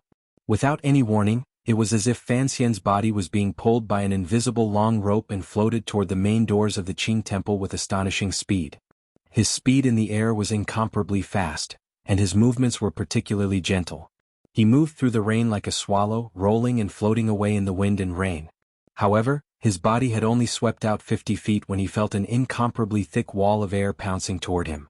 The moment Fan Xian made his move, a dozen ascetic monks moved at the same time. One ascetic monk put his arm around another ascetic monk's shoulder. With a muffled grunt, he tossed the companion beside him out. 6 or 7 consecutive movements were executed smoothly. It was as if their minds had long been connected. These movements did not show any signs of being sluggish or out of place. The ascetic monks' formation was an irregular circle. At this moment they were tossed together. 7 people were quickly tossed toward the main doors of the Qing temple. In the air, their hands did not leave, causing the ascetic monks below to move at the same time. It was like a wave. The irregular circle formed by a dozen ascetic monks instantly became one. It flipped in the drizzling air and rose into the air. Using the wave-like aura, it leaped over Fan Xian's rapidly flying figure and once again trapped him in the circle. A circle flipped in the air and then landed on the ground. It was still a circle. Fan Xian was still in the center of the circle. After a moment, the rain continued to fall. The situation did not seem to have changed at all. Other than everyone moving about 70 feet toward the main doors of the Qing temple, the ascetic monks did not give Fan Xian any chance to attack first. They chanted in unison. Countless pairs of powerful Jinqi and determined palms slammed toward Fan Xian's body. No one knew what secret method the ascetic monks practiced to be able to connect their minds and perfectly merge their true power together. The countless palms slammed forward like a shining god. In an instant, countless pairs of divine hands appeared. Indifferently and mercilessly, they wanted to eliminate the demon in front of them. All of the space around Fan Xian was covered by the shadows of palms that blocked out the sky and the rain. It was like a large net falling down. It was impossible to see any gaps. This was the so-called beauty of harmony. When beautiful to the extreme, it was dangerous to the extreme. The wall of qi crashed toward him. Fan Xian forcefully twisted his body in the air. He forcefully absorbed the flow of air around him that he could feel from every inch of his skin. He forcefully circulated 2 great circulations. His body was forced to land on the ground, but the tip of his foot touched the wet ground. Tyrannical Jinqi gathered in his fist. He threw a punch toward the most powerful point in the thick wall of qi. In the instant that he was forced back into the harmonious situation, Fan Xian deeply smelled the scent of danger. 8 days ago he had charged into the Jingdo execution field. He had stabbed an ascetic monk to death and forced back another. At the time he had also paid the price of being hit 3 times. However, it was clear that the ascetic monks on the execution field had not displayed their greatest power. Fan Xian knew where the ascetic monks' power lay. It was in their ability to perfectly gather their individual power into one. This was not a group fight. It was not even the perfect teamwork of the Sword Hut disciples. On the contrary, it was more like the murderous light condensed between the Tiger Guard's long knives. When these ascetic monks formed a harmony, regardless of which ascetic monk Fan Xian faced, it was the same as facing them as a whole. In Fan Xian's eyes, the invisible wall of qi in front of him was as clear as a wall of white fog of varying thicknesses. He did not consider the consequences at all. He directly gathered all the jinqi in his body and struck out with a tyrannical force. The place he struck was the thickest part of the wall of qi. Using the strongest against the strongest, Fan Xian completely ignored the shadows of the palms that filled the sky. He knew that given his present strength, the other party would have to gather all of them together in order to be able to stand up to them. This was probably the rare powerful aura that a warrior had nurtured after experiencing a lot. As expected, Fan Xian struck out violently toward the wall of qi. The palms that filled the sky immediately disappeared. The shadow of one hand and the shadow of another quickly merged into one. Dozens of palms finally merged into one, a sparkling and glowing palm. This palm collided viciously with Fan Xian's tightly clenched fist. The air in the Qing temple seemed to change shape with this collision. The fine drifting autumn rain was shaken into the air. On the large plain, not a single drop of rain could fall. The entire air was filled with a dry and murderous aura. After a loud crash, the clothes on Fan Xian's right shoulder were torn to shreds and flew up like butterflies, revealing his trembling right arm. The face of the ascetic monk he was facing was strangely red and bright. There were 2 arms on each of his shoulders. A dozen ascetic monks were endlessly channeling jinqi into his body along this bridge of qi to help him resist Fan Xian's tyrannical punch.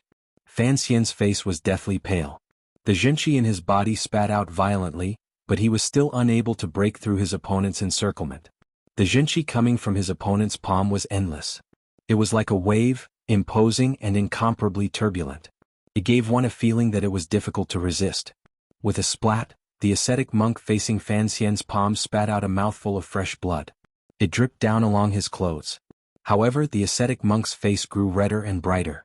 There was no sign of exhaustion or of being unable to bear the majestic jinqi in his body. He only carried a trace of pity as he looked at Fan Xian in front of him. It was as if he was waiting for him to admit defeat, disperse his martial arts and submit. The ascetic monk walked and cultivated painstakingly in the most bitter places in the world. The tempering of the body and spirit indeed created an extraordinary cultivation. Signs of defeat had already appeared, but Fan Xian's eyes remained icy cold. There was not a trace of panic. There wasn't even the excitement of fighting for his life. There was only calmness. Calmly, he looked at the ascetic monk close to him and stared into his shining eyes. It was as if he wanted to see the color he hoped for in his eyes. Only Fan Xian knew that with just this exchange of fist and palm, the meridians in his body had been shaken to an unbearable state. His large and small circulations spun rapidly as he desperately exhaled jinqi along his fist. He was almost unable to hold on. In particular, the vital point of the mountain at his waist was beginning to heat up faintly. It was a sign of exhaustion. After all, it was an injured and weak body. Fan Xian's most vital point was there. He had only rested for a few days in the Fan Manor. During these few days he had viciously used martial arts to kill people. His state of mind had not calmed down. He had not recovered to his peak. Fortunately, his meridians were different from those of a normal person. He had 1 more circulation than a normal person. That was why he could use his weak body to hold on for so long in front of the ascetic monk's harmonious power. If it had been 13th Wang or Hai Tang, they probably would not have fared better than him. However, Fan Xian still did not panic or despair. He only looked coldly into the ascetic monk's bright black eyes. Finally, just as Fan Xian was about to be unable to hold on, a wretched green color finally appeared in the eyes of the ascetic monk close to Fan Xian's fist and palm. It was a wretched green color that was completely at odds with the eyes of a normal person. Then 2 streams of black blood slowly flowed out of the ascetic monk's nostrils. The ascetic monks around Fan Xian did not notice this. They only sat cross-legged in the surroundings with their heads lowered in meditation, endlessly activating the resilient jinqi in their bodies. A glimmer of understanding flashed through the wretched green eyes of the ascetic monk with the black blood flowing out. Glancing at Fan Xian, he finally understood why the young man in front of him was willing to listen to their pleas earlier in the rain. He was using this autumn rain to spread the poison. The ascetic monk finally remembered Fan Xian's true teacher. He was the last disciple of that old poisonous creature. The ascetic monk felt as if his internal organs were being bitten by insects. His throat began to hurt, and the corners of his eyes began to grow numb. He knew that the poison in his body was beginning to act up. If he stopped now, presumably he could use the Jinchi in his body to suppress the poison. However, it was impossible for a colorless, odorless and insoluble poison powder to be too terrifying. This was an innate principle of nature and common sense that all martial cultivators knew. The ascetic monk also knew this. Thus, he was not worried about his fellow disciples.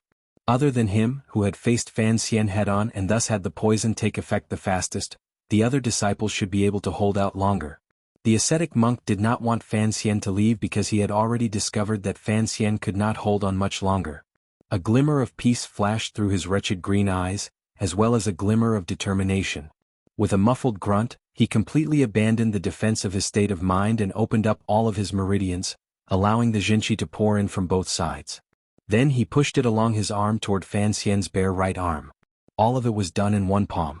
He was willing to use his death to exchange for Fan Xian's death and the prosperity of the Qin kingdom. However, Fan Xian was not willing. A biting coldness flashed through his eyes.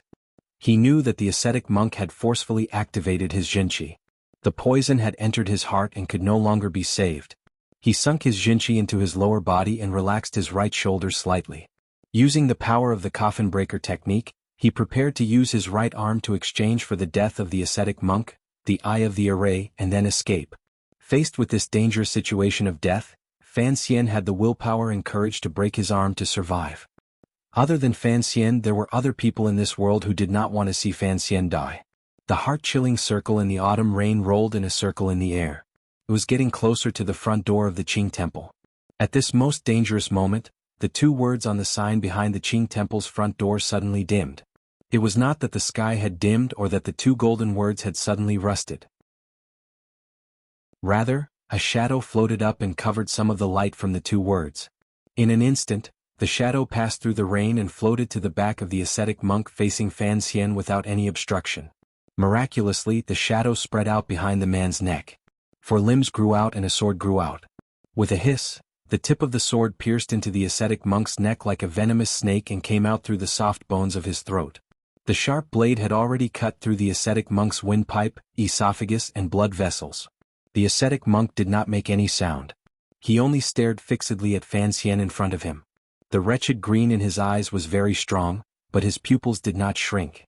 It was as if he wanted to use his gaze to kill Fan Xian in front of him. At the same time the shadow formed the sword, Fan Xian's empty and powerless left hand rose up with difficulty. His fingertips dug slightly, and the hidden crossbow bolt broke out of his sleeve. It pierced deeply into the ascetic monk's left eye, sending up a spray of blood. This ascetic cultivator had the lifetime cultivation of a dozen ascetic cultivators gathered on his body. He was extremely powerful and thick. However, when he was attacked by 2 vicious killing moves at the same time, he still paused in the end. It was this pause that allowed Fan Xian's left arm to twist strangely. His shoulder shook and swung. The coffin breaker came out again and viciously smashed the end of the hidden crossbow bolt, smashing it deep into the ascetic monk's brain. The tip of the bolt went deep and ended his life.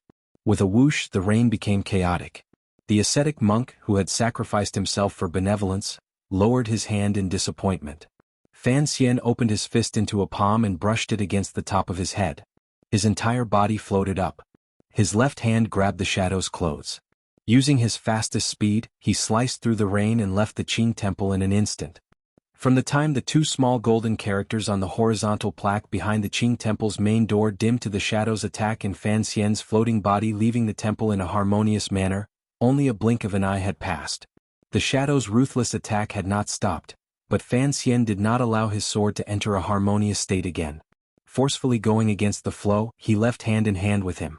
It was only at this moment that the ascetic monk sitting cross-legged in the rain realized that something had changed. The ascetic monk in the center of the harmonious situation had already lowered his hand. He could no longer speak, but he continued to passively accept the infusion of power from his fellow disciples. His body abruptly trembled a few times in the rain and then fell down without a sound. The shadow had pierced through his neck, and Fan Xian's crossbow had pierced his brain. The poison had already entered his heart. In the end, he had suffered a backlash from the harmonious situation. Without question, this ascetic monk was dead. He could not be more dead. The rain was already heavy and chaotic, randomly hitting the bodies of the ascetic monks. They silently looked at their comrade's body. A moment later, they bowed in silence and quickly jumped out of the Qing temple, chasing after the two figures that were about to disappear into the distance in the streets. No one knew if they would reflect on this. If the temple's edict was truly the will of heaven, then why were they unable to kill Fan Xian after putting in so much effort and even being willing to sacrifice their lives for a righteous cause?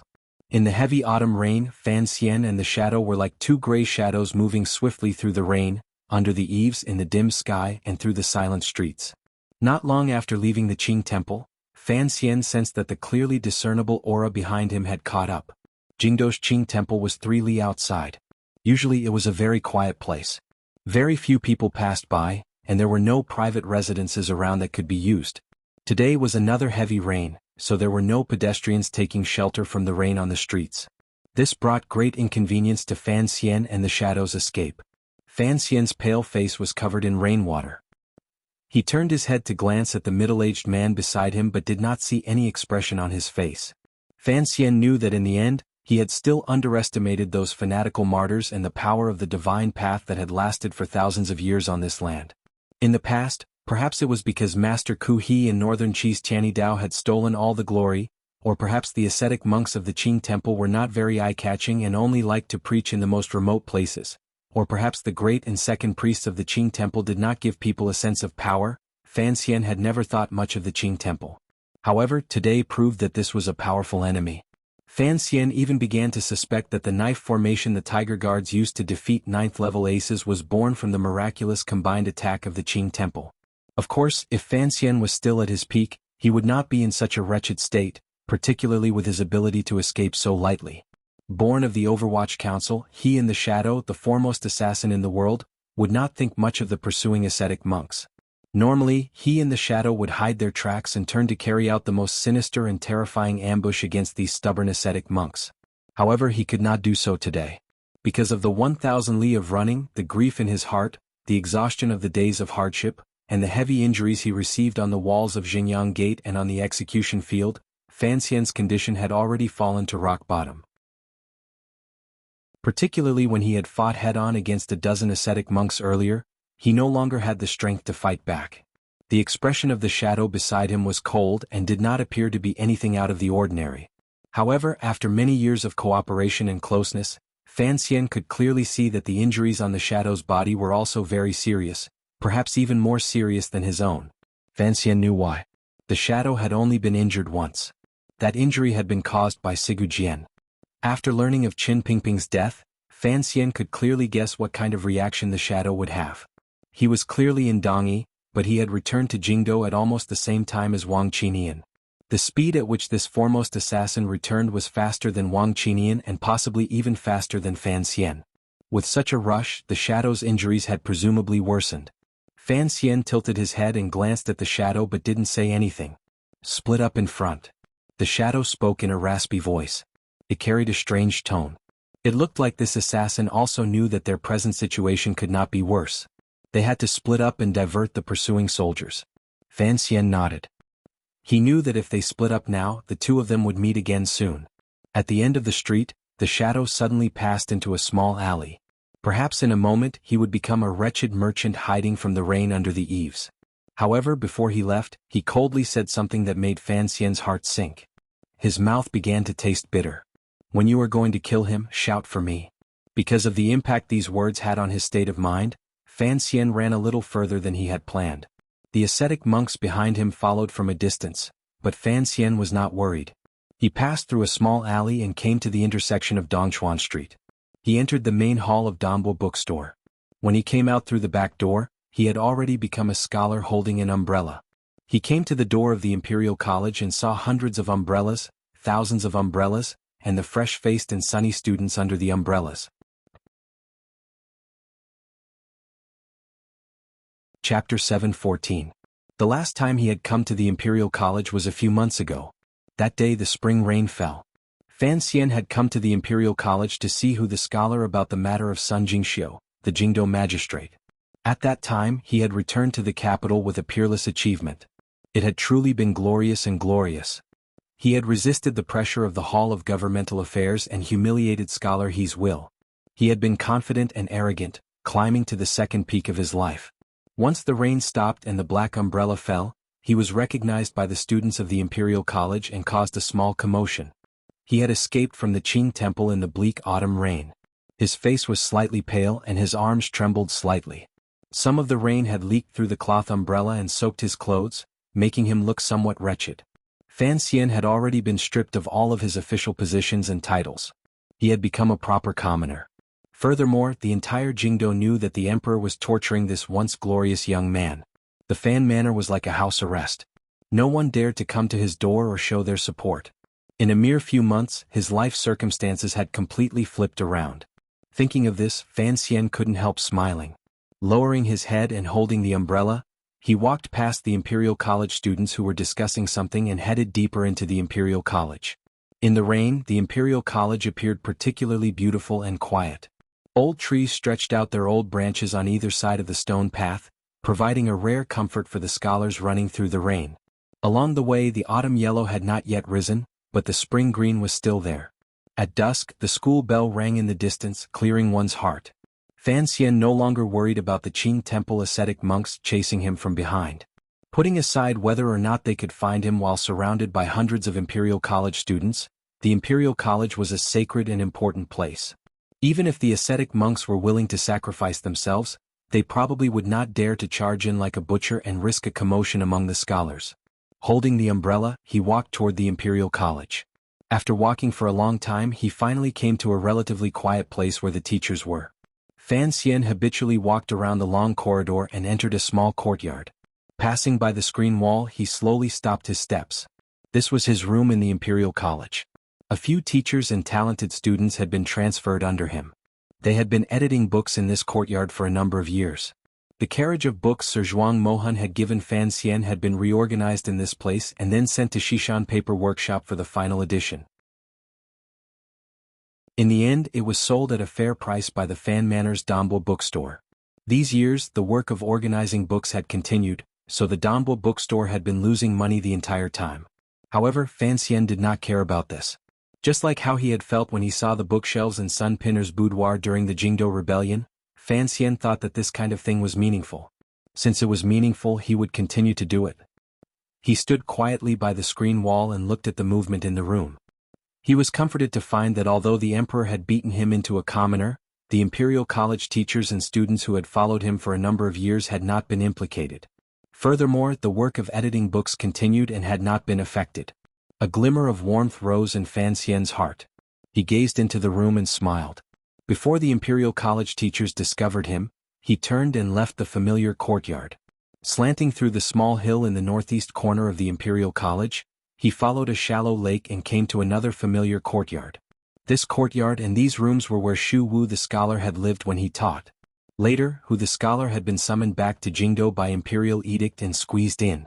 After Xu Wu retired, this courtyard belonged to Hu the scholar alone. The last time Fan Xian had asked for Hu the scholar's help, it had happened in this courtyard. Fan Xian pushed open the door and entered. He bowed to the shocked officials and teachers. He then walked into the study alone, leaving behind the group of people looking at each other in dismay. Hearing someone push open the door and enter, Hu the scholar, who had been buried in his desk, raised his head. He quickly took off the crystal spectacles on the bridge of his nose. His face quickly changed to a solemn expression. The leader of the Qing civil officials was not in a good mood. Given his identity, Hu dared to barge in without summoning him. However, he saw a face he had never expected. After pausing for a moment, a trace of bitterness rose to the scholar's face. This is truly shocking. Fan Xian had actually not expected Hu the scholar to be in the room. He had been busy in Dongyi for a long time. He had somewhat forgotten his duties for the court meetings and the Hall of Governmental Affairs. He was also not sure whether or not this scholar would be at the Imperial College. However, he did have some things he wanted to talk about with someone. Since he had come to the Imperial College, he had to find this person. In court, the only person who could come into private contact with Fan Xian and not worry about being angrily dismissed by the emperor was probably this Hu the scholar. Something's happened today. I am not in a good mood, so I came to find you to chat. As Fan Xian spoke, he walked in the direction of the desk. The umbrella in his hand dripped water all the way. Hu the scholar furrowed his brows and pointed. Only then did he understand. Smiling, he placed the umbrella behind the door. Without a trace of politeness, he picked up the cup of warm tea on the table and took a few sips, warming his body that had been soaked through by the rain and ice in the Qing temple. How come you are so down and out and pitiful? Looking at the dripping Fan Xian snatching the hot tea to drink, Hu the scholar couldn't resist laughing. However, the smile disappeared as soon as it appeared. He found that this joke could easily be extended to other meanings. As expected, Fan Xian very naturally followed along with this topic and said, I am just a commoner now. To be able to drink the hot tea on the scholar's table, I have to treasure the opportunity. After these words were said, the quiet room immediately became silent. Neither of them spoke. Instead they sank into their own thoughts. Hu the scholar thought Fan Xian had come specifically to find him, so he had no choice but to be cautious. Each word and each action had to be carefully thought out before they could be expressed. After a long time, Hu the scholar looked at him and said, Why did you want to come out for a walk today? A strange smile rose to the corners of Fan Xian's lips. His voice was slightly cold. Has the palace ordered me to be confined? Hu the scholar smiled. Fan Xian continued warmly, Since there isn't, why can't I come out for a walk? In particular, His Majesty has stripped me of all my duties, but what is very wonderful is that he has left me a teaching position at the Imperial College that has no rank or rank. My coming to the Imperial College today can be considered to be considerate of His Majesty's wishes, to show that this commoner has no resentment. There was resentment in his words. If a normal official had said such words in front of Hu the scholar would certainly have harshly reprimanded them. Facing Fan Xian, he could only maintain his silence. Of course, the atmosphere of this conversation was completely different from the conversation in the spring rain. After all, although Fan Xian's words were fearless at that time, they were fearless with the emperor's permission. Hu the scholar could still join in the fun. Now the emperor had withdrawn this permission. Hu the scholar's response was particularly difficult. He paused for a moment and then looked at Fan Xian. Seriously, he said, I am not very clear about your thoughts. Yesterday, when I entered the palace, I had a conversation with the emperor. When it came to the matter of the Fan Manor, the emperor had a comment about you. Fan Xian slowly raised his head and didn't ask. The calmness in his eyes did not match the confusion in his heart. Everything about Enji is good. It is just that his personality is too direct and stubborn. Hu the scholar glanced at him and took the teacup from his hand. Leaning slightly, he went to refill the tea on the little stove at the side. Hu the scholar had his back to Fan Xian. His voice was flat and indifferent. Quietly he said, direct and stubborn. It looks like the emperor understands you and is considerate of you. No matter how big a mistake, it can be washed away with these words. This is a problem of personality, not a problem of natural disposition. You have to understand the emperor's painstaking efforts. Painstaking efforts? Fan Xian's brows slowly furrowed. They were beautifully furrowed and cold. He understood what Hu the scholar's words represented. The man in the palace still had 30% hope and 30% tolerance for his illegitimate child. How much of the remaining 40% was anger and how much was fear? No one could say for sure. Hu the scholar turned his body and placed the teacup in front of Fan Xian. Looking into his eyes, he said seriously, direct and stubborn. This is a person of character. The emperor likes true lovers like you. It is not that the emperor cannot forgive you for the mistakes you have made these days. What is important is that you know where you went wrong and let the emperor know that you know your mistakes. Fan Xian sat silently in the chair. He knew that Hu the scholar had misjudged his intentions for coming today. However, it was impossible for the two of them to speak openly like they did in the past. He was not stupid enough to argue back. He only unconsciously and slowly said, Where did I go wrong? You know where it is. You need to show your attitude. Hu the scholar's brows furrowed. With slight worry he said, Any of the things you have done these dozen days is enough for you to be struck into the dust and unable to rise again. The Black Knights have passed through the provinces. The memorials accusing you these days have flown into the Hall of Governmental Affairs like snowflakes. Probably the officials in these places still don't know that the emperor has long punished me. Fan Xian smiled. When has the emperor truly punished you? Hu the scholar's brows furrowed even deeper. Even the moisturizing cream he had to wear every day was almost unable to hide the deep wrinkles on his forehead. He looked at Fan Xian with a slightly disappointed gaze and said heavily, If you truly want to be punished according to Qing law, even if you have entered the body of the 8 deliberations, how many heads do you have to chop off? Can it offset these? Hu the scholar looked at the silent young man in front of him. For some reason, a fire of anger that was difficult to suppress rose in his heart. Lowering his voice, he scolded, Don't you understand that the emperor has already been sufficiently lenient toward you? If you continue to challenge the power of the court like this and sharpen the emperor's patience. So what? Fan Xian woodenly cut off Hu the scholar's words. Hu the scholar looked at him calmly. The disappointment in his eyes grew stronger and stronger. After a long time he said in a raspy voice, "Do you want to die?" Fan Xian raised his head to look at him. Don't rely on the emperor's favor to continue making trouble without regard for the law and morality. It looked like Hu the scholar was truly angry. As the leader of the Qing civil officials, he had been like the other officials in court these days, watching as the emperor and Fan Xian turned against each other. He watched as the originally beautiful autumn scenery of the Qing kingdom added countless dark clouds because of this sudden change. As a high-ranking official of the Qing kingdom and a citizen of the Qing kingdom, they all wanted to persuade Fan Xian to enter the palace to ask for forgiveness and end this period of unrest. However, the attitude Fan Xian had displayed these days gradually chilled the hearts of everyone, including Hu the scholar. You think that I am just a favored official? Fan Xian did not want to brag about his abilities like a child. After hearing these words, he still couldn't resist furrowing his brows slightly and asking. It has nothing to do with favor. You're just an official. I'm also an official. Hu the scholar forcefully suppressed his anger and faintly said, You and I are both the emperor's officials. Perhaps you think that the emperor does not treat you well. Think about it carefully. Since the founding of the country, which official has received such favor and trust from you? You have clearly seen the history of the country these years. You should know that the emperor has already shown you the greatest degree of tolerance and patience. Don't be blinded by your power. In the end, your power was bestowed upon you by the emperor. It's not that the emperor can't do anything about your ruthlessness these days. It's just that he doesn't want to, can't bear to, and doesn't want to make those decisions. It's not that he can't.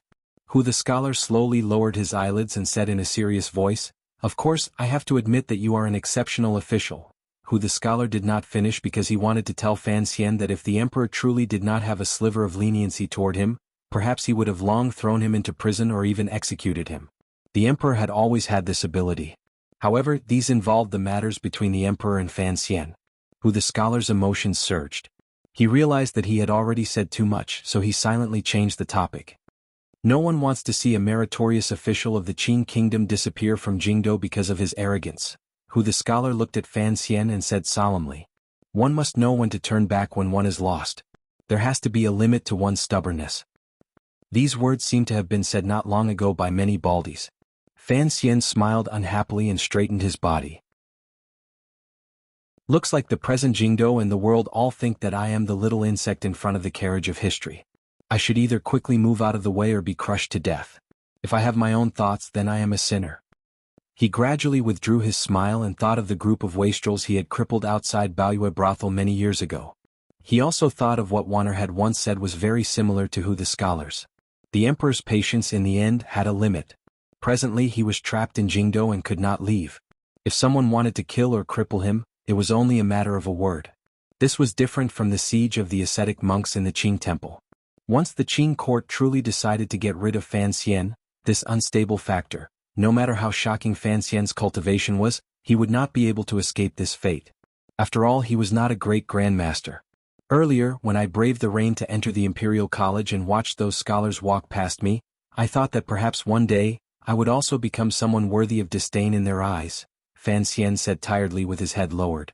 No one has ever blamed you or disdained you. Not only these students, but even the officials and people in Jingdo have some respect for you when it comes to matters on the execution field. Hu the scholar coughed and slowly said, Just like the emperor's criticism of you, you displayed sufficient stubbornness in the matter of Director Qin. This kind of true nature can make many people understand you. However, you must learn to think through these things. The people respect you only because of your affection. However, if you really do something treacherous and heinous, then, however, if you truly have any treasonous actions, even thoughts. Hu the scholar's voice became icy. I cannot tolerate you. The court cannot tolerate you. The people cannot tolerate you. The emperor cannot tolerate you. You must understand. This is the unified will of the Qing court. I hope you won't mess around. Mess around? Fan Xian smiled, but there was a heavy pressure in his smile. Being the enemy of the world was not something he was afraid of. His heart was still thinking back to the thoughts in his mind earlier. He could not quite come back to his senses. After a long time, he bowed solemnly toward Hu the scholar. He didn't say anything or give any information. He turned and walked toward the door. Although I don't want to admit it, I have to admit that I am already old. Hu the scholar looked at Fan Xian's back and suddenly blurted out. Slowly he said, "The words I said today were a bit excessive. However, the world is not yet settled. The war cannot stop. For the officials in court and for the people under heaven, I hope you can think more." Hu the scholar spoke from the bottom of his heart. He had been the emperor's purposeful choice to be the next prime minister. Following the changes in the situation in court, his prospects had become blurry. In order to oppose Fan Xian, the emperor had raised up his own way. Sir, he understood the emperor's heart and was skilled in government affairs. He was experienced and mature. It was impossible to find a single mistake. Now that Fan Xian's power had declined, He Zongwei had naturally secured his position in the Hall of Governmental Affairs. He had the emperor's trust and was popular for a time, faintly suppressing the Hu faction's limelight. Even if Hu the scholar did not care for power and position, he would probably still sigh in his heart. His urging of Fan Xian was probably because he needed a familiar helper in court. Of course, the most fundamental reason was just as he had said earlier. The Qin kingdom, whose sharpness pointed at the world, needed a stable court and a harmonious society. Each day Fan Xian did not lower his head to the emperor, the Qin kingdom would not be at peace. Unless Fan Xian died. In reality, in the Qin court and in the streets, not many people wanted Sir Fan Jr., who had just accomplished a great deed, to die like this. I understand what you mean. Fan Xian didn't turn his head. After a long silence, he said, "Perhaps one day I will think it through and enter the palace to ask for forgiveness." Behind him, Hu the scholar smiled bitterly and thought, "If I wait for you to think it through, how many years and months will that take? Perhaps I was truly wrong?" Fan Xian's figure at the door was very tired. He quietly muttered to himself in a slightly raspy voice. When these words landed in Hu the scholar's ears, it made his heart warm. His brow slowly furrowed. He decided to enter the palace again tonight. In his opinion, the dispute between the emperor and Fan Xian was not something that could not be resolved. It was just that no one wanted to lower their head first. If he could convince the emperor to send an edict summoning Fan Xian into the palace, perhaps Fan Xian would go with the flow. As he thought this, Fan Xian suddenly turned his head and said, "Although I am no longer in the Overwatch Council, I know a very interesting piece of news. Perhaps you would like to hear it." Hu the scholar raised his head slightly. Fan Wujiu is a strategist and scholar his manner. Fan Xian bowed again and walked out of the room. The rain in the Imperial College continued to fall unhurriedly. Under the umbrella, Fan Xian's calm face did not change in the slightest. He had already achieved his goal in his conversation with Hu the scholar. He knew exactly what the upper echelons of court officials thought of him. He also understood where the bottom line of the emperor's generosity toward him was. Of course, the most important thing was the last two sentences. Fan Xian held the umbrella and walked silently in the rain. He thought to himself that if it wasn't tonight or tomorrow, the palace would probably send out an edict summoning him into the palace. Through Hu the scholar releasing some kind of signal into the palace, perhaps he could hide it from the man on the dragon chair. All of this was because the people of the Qinian unit had just left the capital, so Fan Xian was not ready. He had to control this cold war between ruler and official to within the range of a spring failing. He was preparing at all times. That night, Hu the scholar entered the palace. No one knew what he said with tears and tears to the emperor, but the eunuchs serving in the royal study all knew that the emperor's mood should be much better. An edict was immediately sent out of the palace.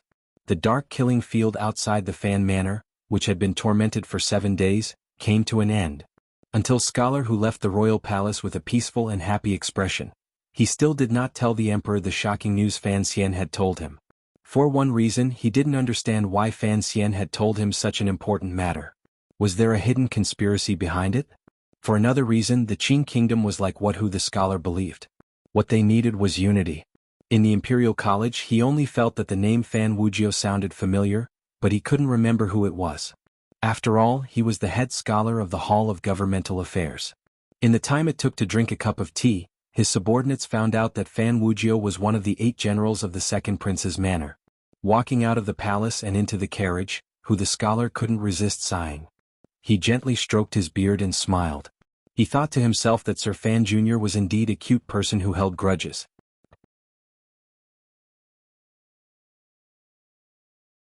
Chapter 7:15. The Emperor waved his hand. The people outside the Fan Manor were all evacuated. This was the power of a feudal ruler. He could do as he pleased.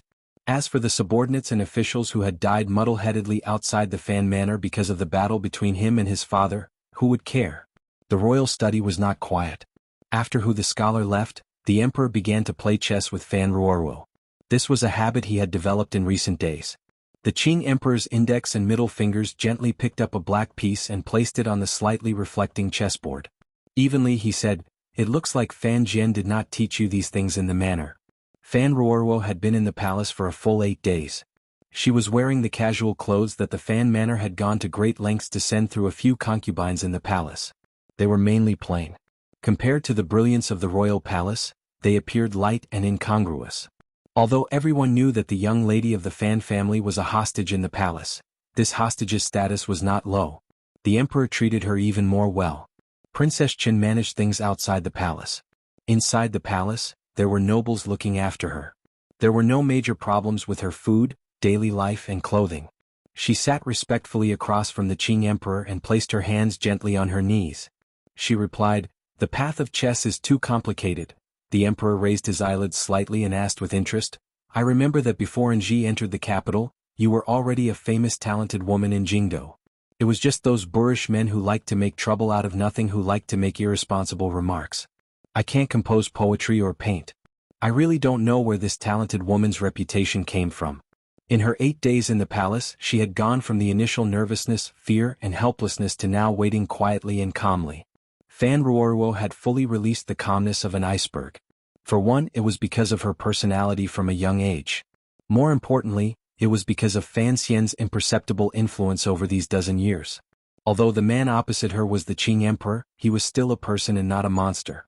This was also because the emperor appeared particularly like a normal person in front of Fan Ruorwo. "I've seen your poems. They are not bad in the boudoir. However, compared to Nji they cannot be compared." "No wonder you would say such things," the emperor said with a slight smile. Her Majesty smiled and said, "Talent does not lie in showing off one's various abilities, but in the steadfastness of one's heart. You saved my life, which can be considered a miracle. It is fitting to be called a talented woman. Your Majesty has a flood of good fortune. I am just..."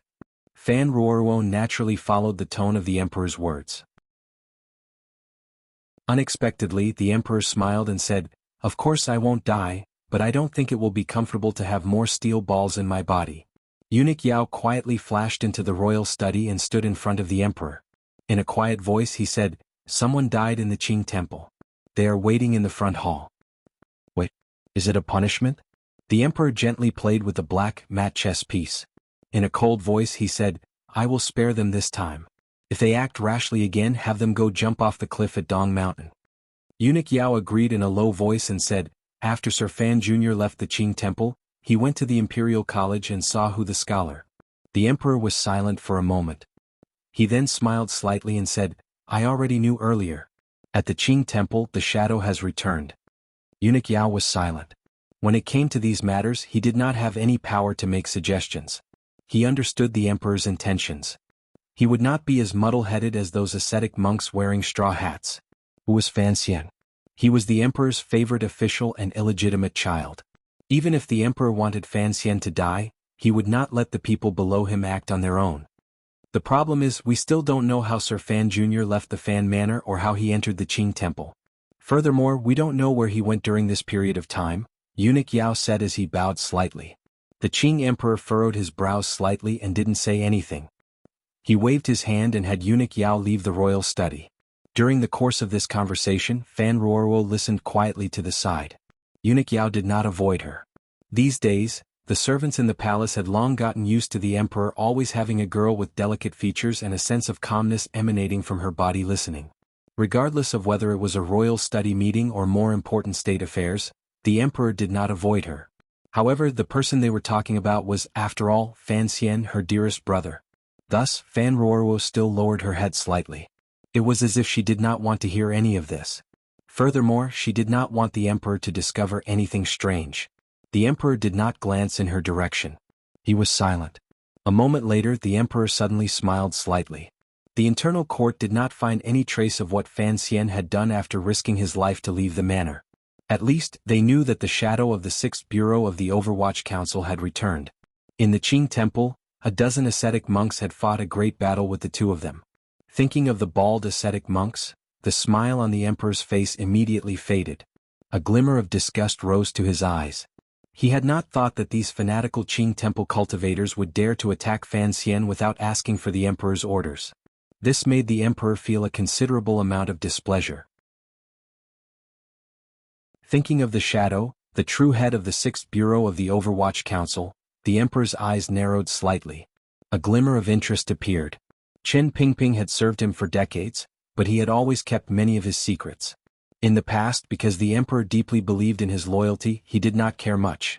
Although he knew that there had always been a shadow floating by the side of the black wheelchair, the emperor did not investigate deeply into the shadow's true origins. Now he knew. A light flashed across the emperor's eyes. It was the sword light the white-clothed swordsman had sent out a few years ago in the Hanging Temple. This light was piercing to the eyes and made him narrow his eyes even more. He faintly hoped in his heart that Sigu Jian's youngest brother would do something. There was no need to consider what Fan Xian had done when he left the manor. The emperor knew that Fan Xian must have gone to contact his most trusted subordinates in Jingdo. At the same time, he had sent some important messages in the direction of Shiliang, Dongyi, and Jiangnan. This was a simple matter.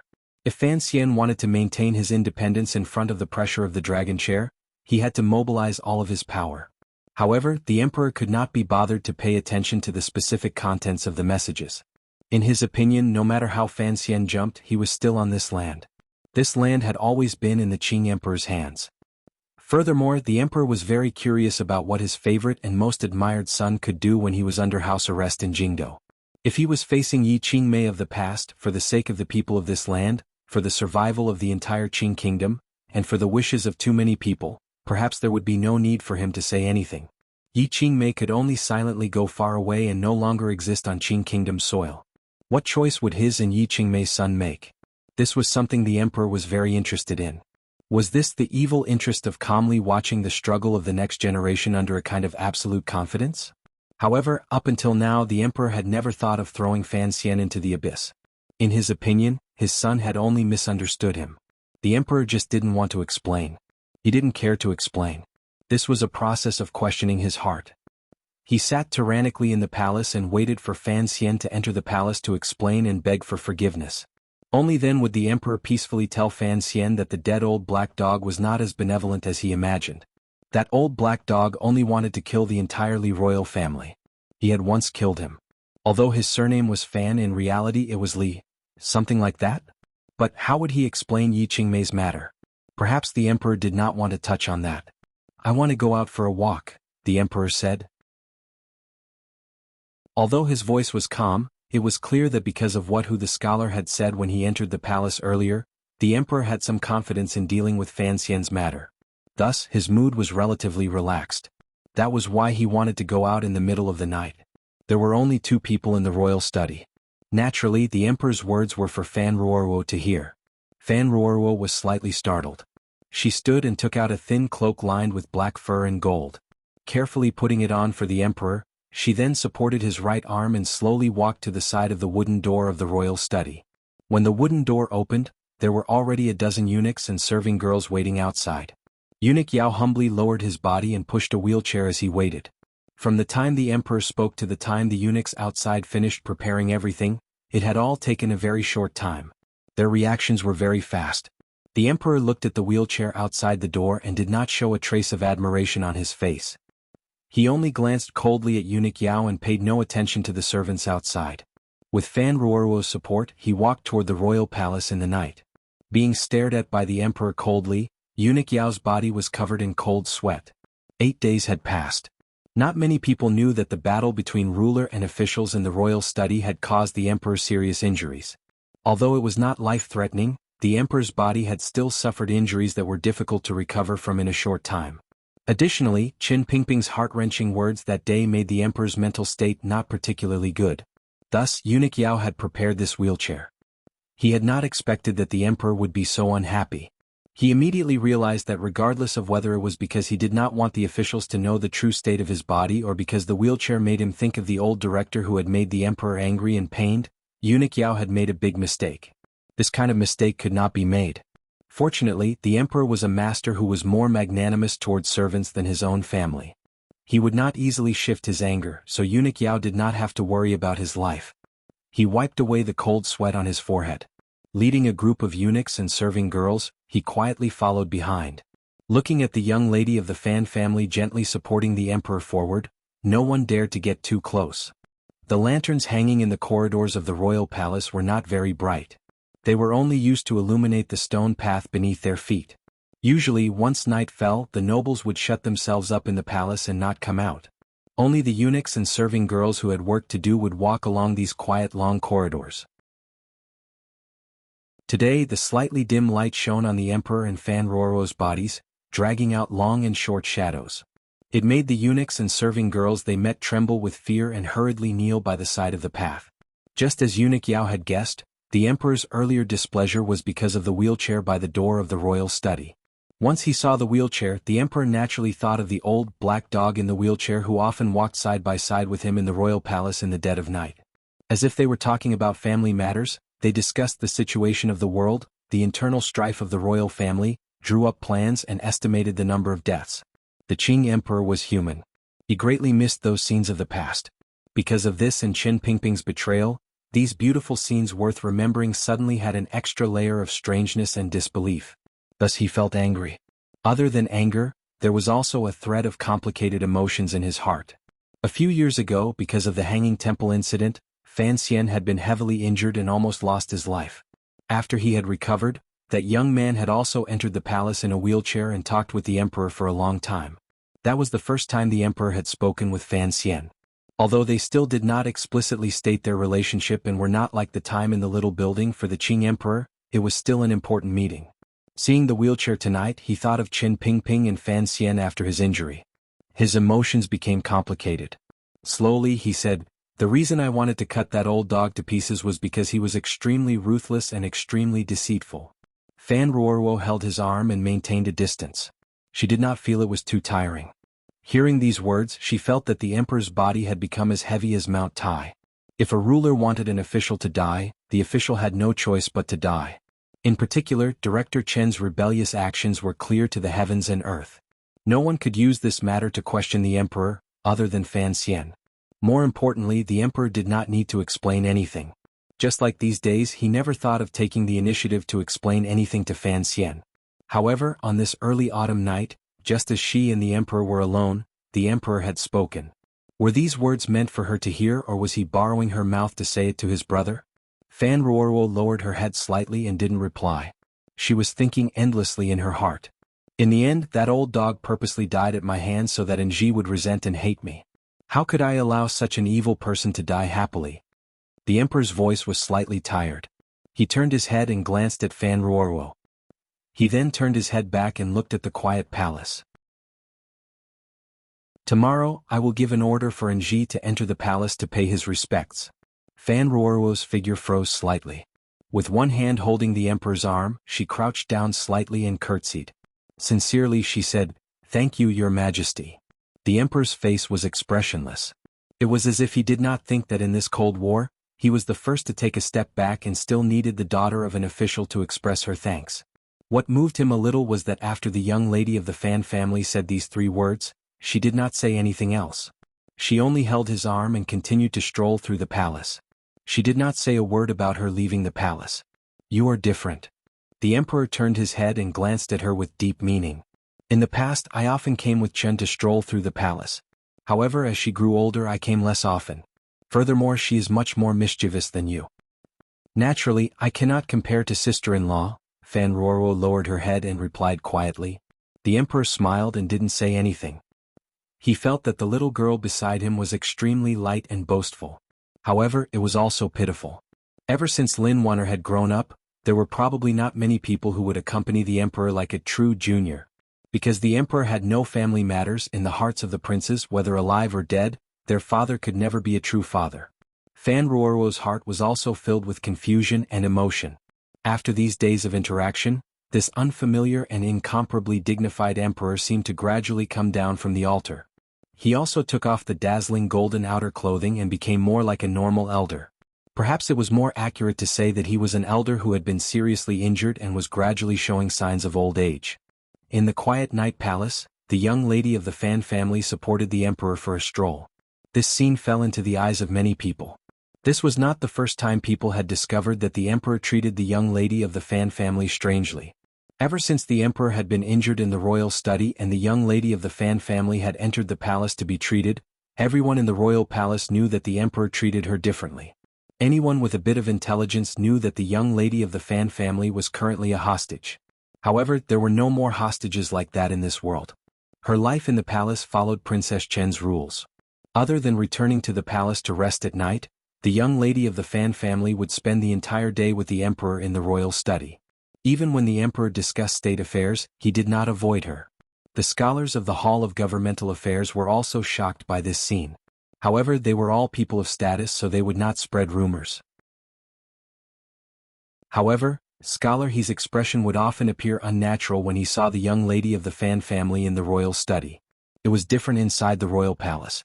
There were many people and many mouths. For a moment there was much discussion. Humans were always a forgetful species. Perhaps the eunuchs and serving girls in the palace had already forgotten the thunderstorm in the 7th year of the Qing calendar and the bloody purge in the palace because of rumors. They had once again thrown themselves into the great work of gossip. Perhaps it was because too many people had died 3 years ago. At this time, many new eunuchs and serving girls had entered the royal palace. They did not know the danger hidden in the royal family's bearing. Perhaps it was because the emperor's attitude toward the young lady of the Fan family was truly incomprehensible. Rumors about the royal study gradually spread throughout the royal palace.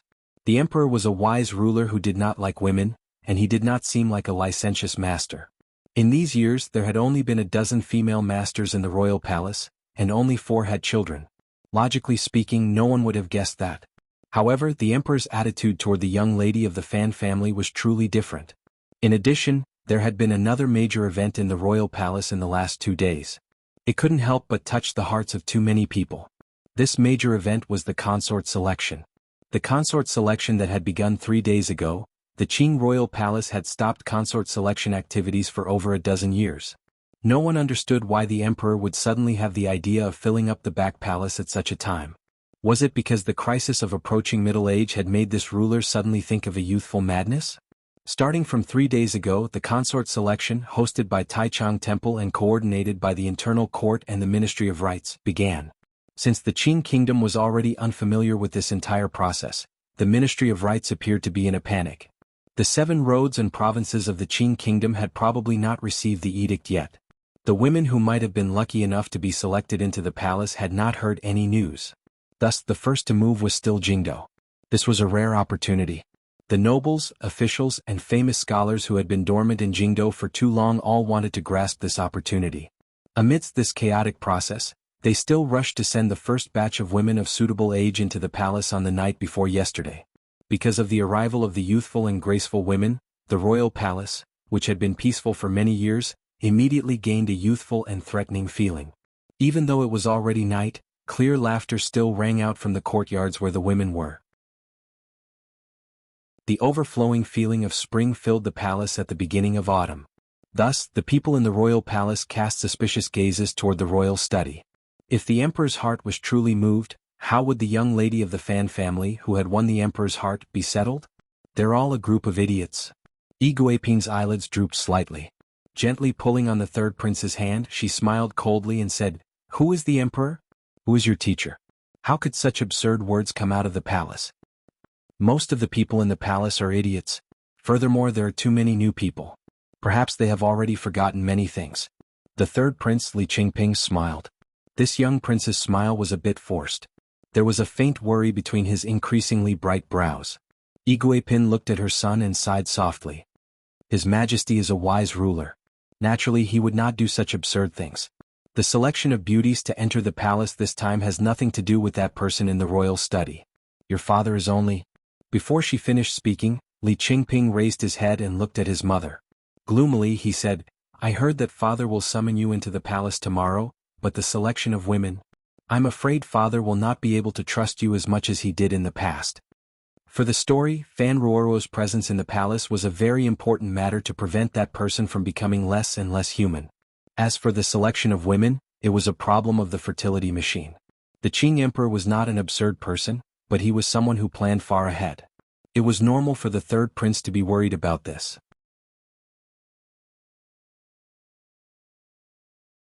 Chapter 7:16. Hearing these words, Yi Guipin shook her head helplessly.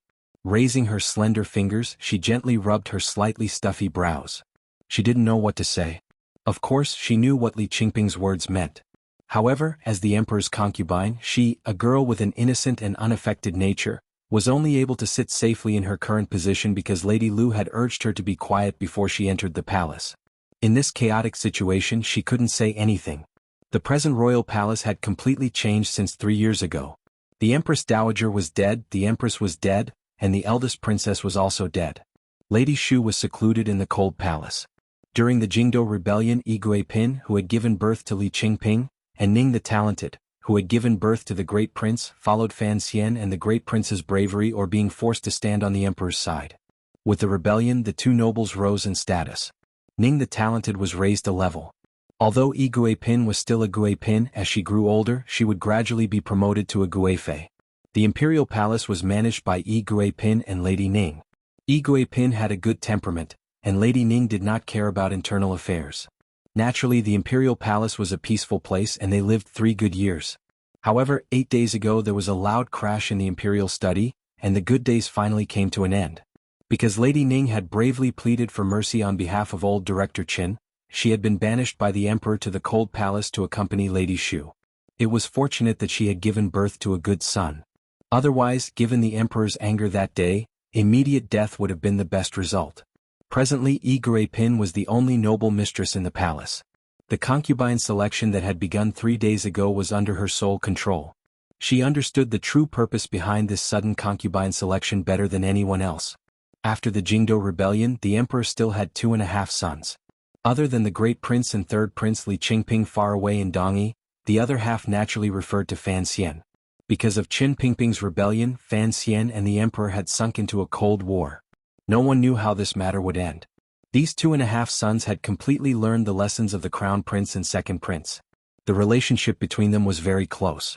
Putting aside the friendship between the great prince and Fan Xian, even the teacher-student relationship between Fan Xian and the third prince was stronger than the emperor had expected.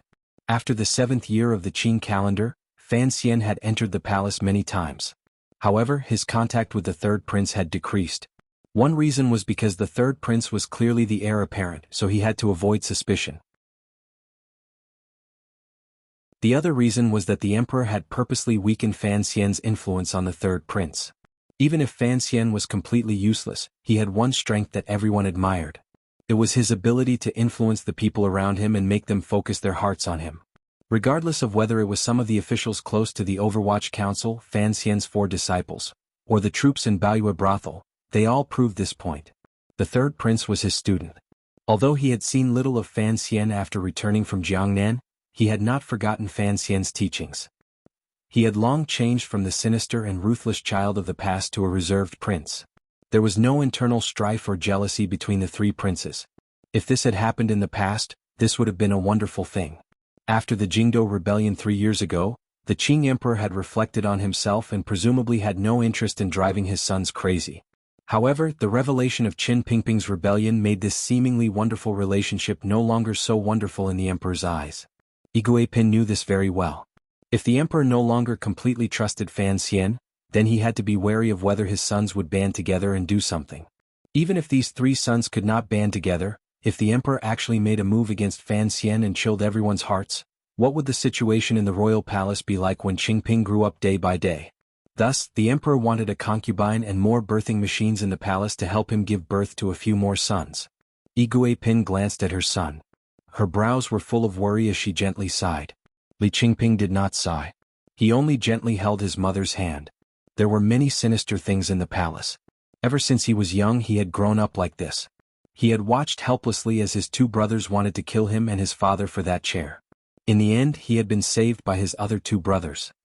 He had long discovered that if the royal palace was more peaceful, life would be much smoother. However, there had never been such a good thing in the world. He knew that his connection to the Fan Manor was too deep. If his father no longer trusted Fan Xian, he would probably not be at ease leaving the world to him so easily. Pick a beauty to enter the palace? Did his father want to have a few more sons? Was he wary of him? Or was he wary of Fan Xian? Tomorrow Sir will enter the palace to pay his respects. Perhaps things will not be so bad. Li Qingping forced a smile and comforted his mother. Fan Xian is very stubborn. Who knows whether or not he will enter the palace tomorrow? Yigui Pin smiled helplessly.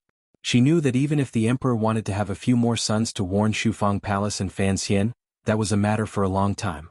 Furthermore, the Qing court had long gotten used to Li Qingping being the future Qing emperor. His position was even more stable than the crown prince's. The emperor would not stop the future he had planned for a long time just because of his distrust of the Fan Manor. However, she truly did not know where the true problem between the emperor and Fan Xian lay.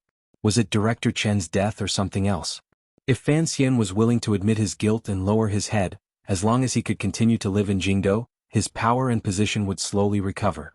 Then, Shufang Palace would not need to worry about these beauties that had been sent to the palace by officials and nobles.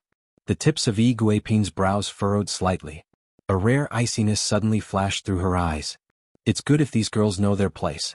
If they truly want to use the little power their paternal family has in court to stir up trouble in the palace, I will not tolerate them. After all, she was a woman who had been the nominal mistress of the palace for 3 years. No matter how innocent and unaffected she was when she presided over the consort selection, most of it had long been worn away in the palace. At this moment, her cold words naturally revealed a bit of dignity.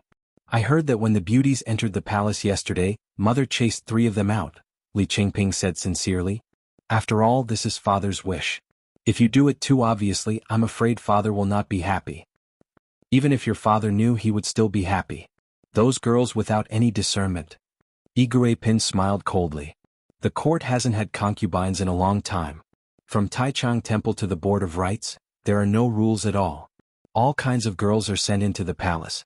I don't know what they heard in their paternal family, but once they entered the palace, they threw out large amounts of silver. Those serving maids and nannies probably haven't eaten this kind of silver in a long time, and they actually accepted it. She gazed at the third prince and calmly said, as soon as those beauties entered the palace, they asked about the situation in the palace. They didn't discuss much about the masters of the palace, but when it came to the person in the royal study, they dared to say anything. In the end, it wasn't some proper official. They were all old officials of the nobility that were about to fall. They probably didn't know what the Fan and Lu families were and naively thought that the Fan Manor had truly lost power. But for some reason that person received the emperor's favor, so they turned their words toward that person. Who knows how unpleasant their words were. I chased those 3 beauties out of the palace to give the rest a warning and to protect their families' lives. Yigui Pin gently tucked a strand of hair at the side of her temple and faintly said, putting aside how angry the emperor would be if he actually heard this kind of discussion, if these words reached Fan Xian's ears, once things settle, how miserable do you think these beauties will be in the manor? Li Qingping finally couldn't resist laughing and said, if the recent situation really calms down, I'm afraid Mother will have to add oil and vinegar to her story for you to hear. Yigui Pin beamed with joy and spat. This child is speaking nonsense. Mother is not that kind of person. Li Qingping scratched his head and said, but Father always leaves the young lady of the Fan family in the royal study. It is not in line with the rules. Yigui Pin was silent for a long time and then smiled. She didn't say anything. In reality, she knew that the man who had turned her into a woman, the most powerful man in the world, could actually only feel lonely. In his eyes, the women in the palace all seemed to have demands. Perhaps only the young lady of the Fan family, who had nothing to do with the royal palace, could make him truly feel that he had nothing to ask for. What the emperor liked was for the people beside him to not ask for anything from him. Thinking of this, Yigui Pin's expression became dull. She gazed at Li Qingping and warmly said, you shouldn't go to the cold palace too often. Be careful that the emperor is not happy. Lady Shu has been banished to the cold palace, but in the end she is second brother's birth mother. In the past she has treated us brothers well. It has nothing to do with what second brother has done, Li Qingping explained in a low voice. Now that Aunt Ning has also been banished to the cold palace, I have to go see. Yigui Pin smiled and didn't say anything more. She knew that the reason the third prince often went to the cold palace to visit and gained a reputation in the palace for being benevolent, as well as the emperor's unexpected admiration, was all because of Fan Xian's orders. During the Jingdo rebellion 3 years ago, it was said that Fan Xian had personally promised the dying second prince to take care of Lady Shu for him. In Shufeng Palace, the mother and son quietly talked about the concubines and the girl in the royal study. At the same time, the girl in the royal study had already helped the emperor, who had yet to recover, walk one round and was about to return to the royal study. Just as Iguipin had said, the emperor only admired this girl and would not absurdly have any other thoughts. He had already entered the realm of a great grandmaster and had long seen through the matters between men and women. The reason for the concubines was mostly due to political considerations. On the stroll, the emperor would not talk to Fan Ruoruo about the concubines. He only casually discussed the storm in Jingdo these 8 days and Fan Xian's matter. Most of the time it was the emperor talking and Fan Ruoruo listening.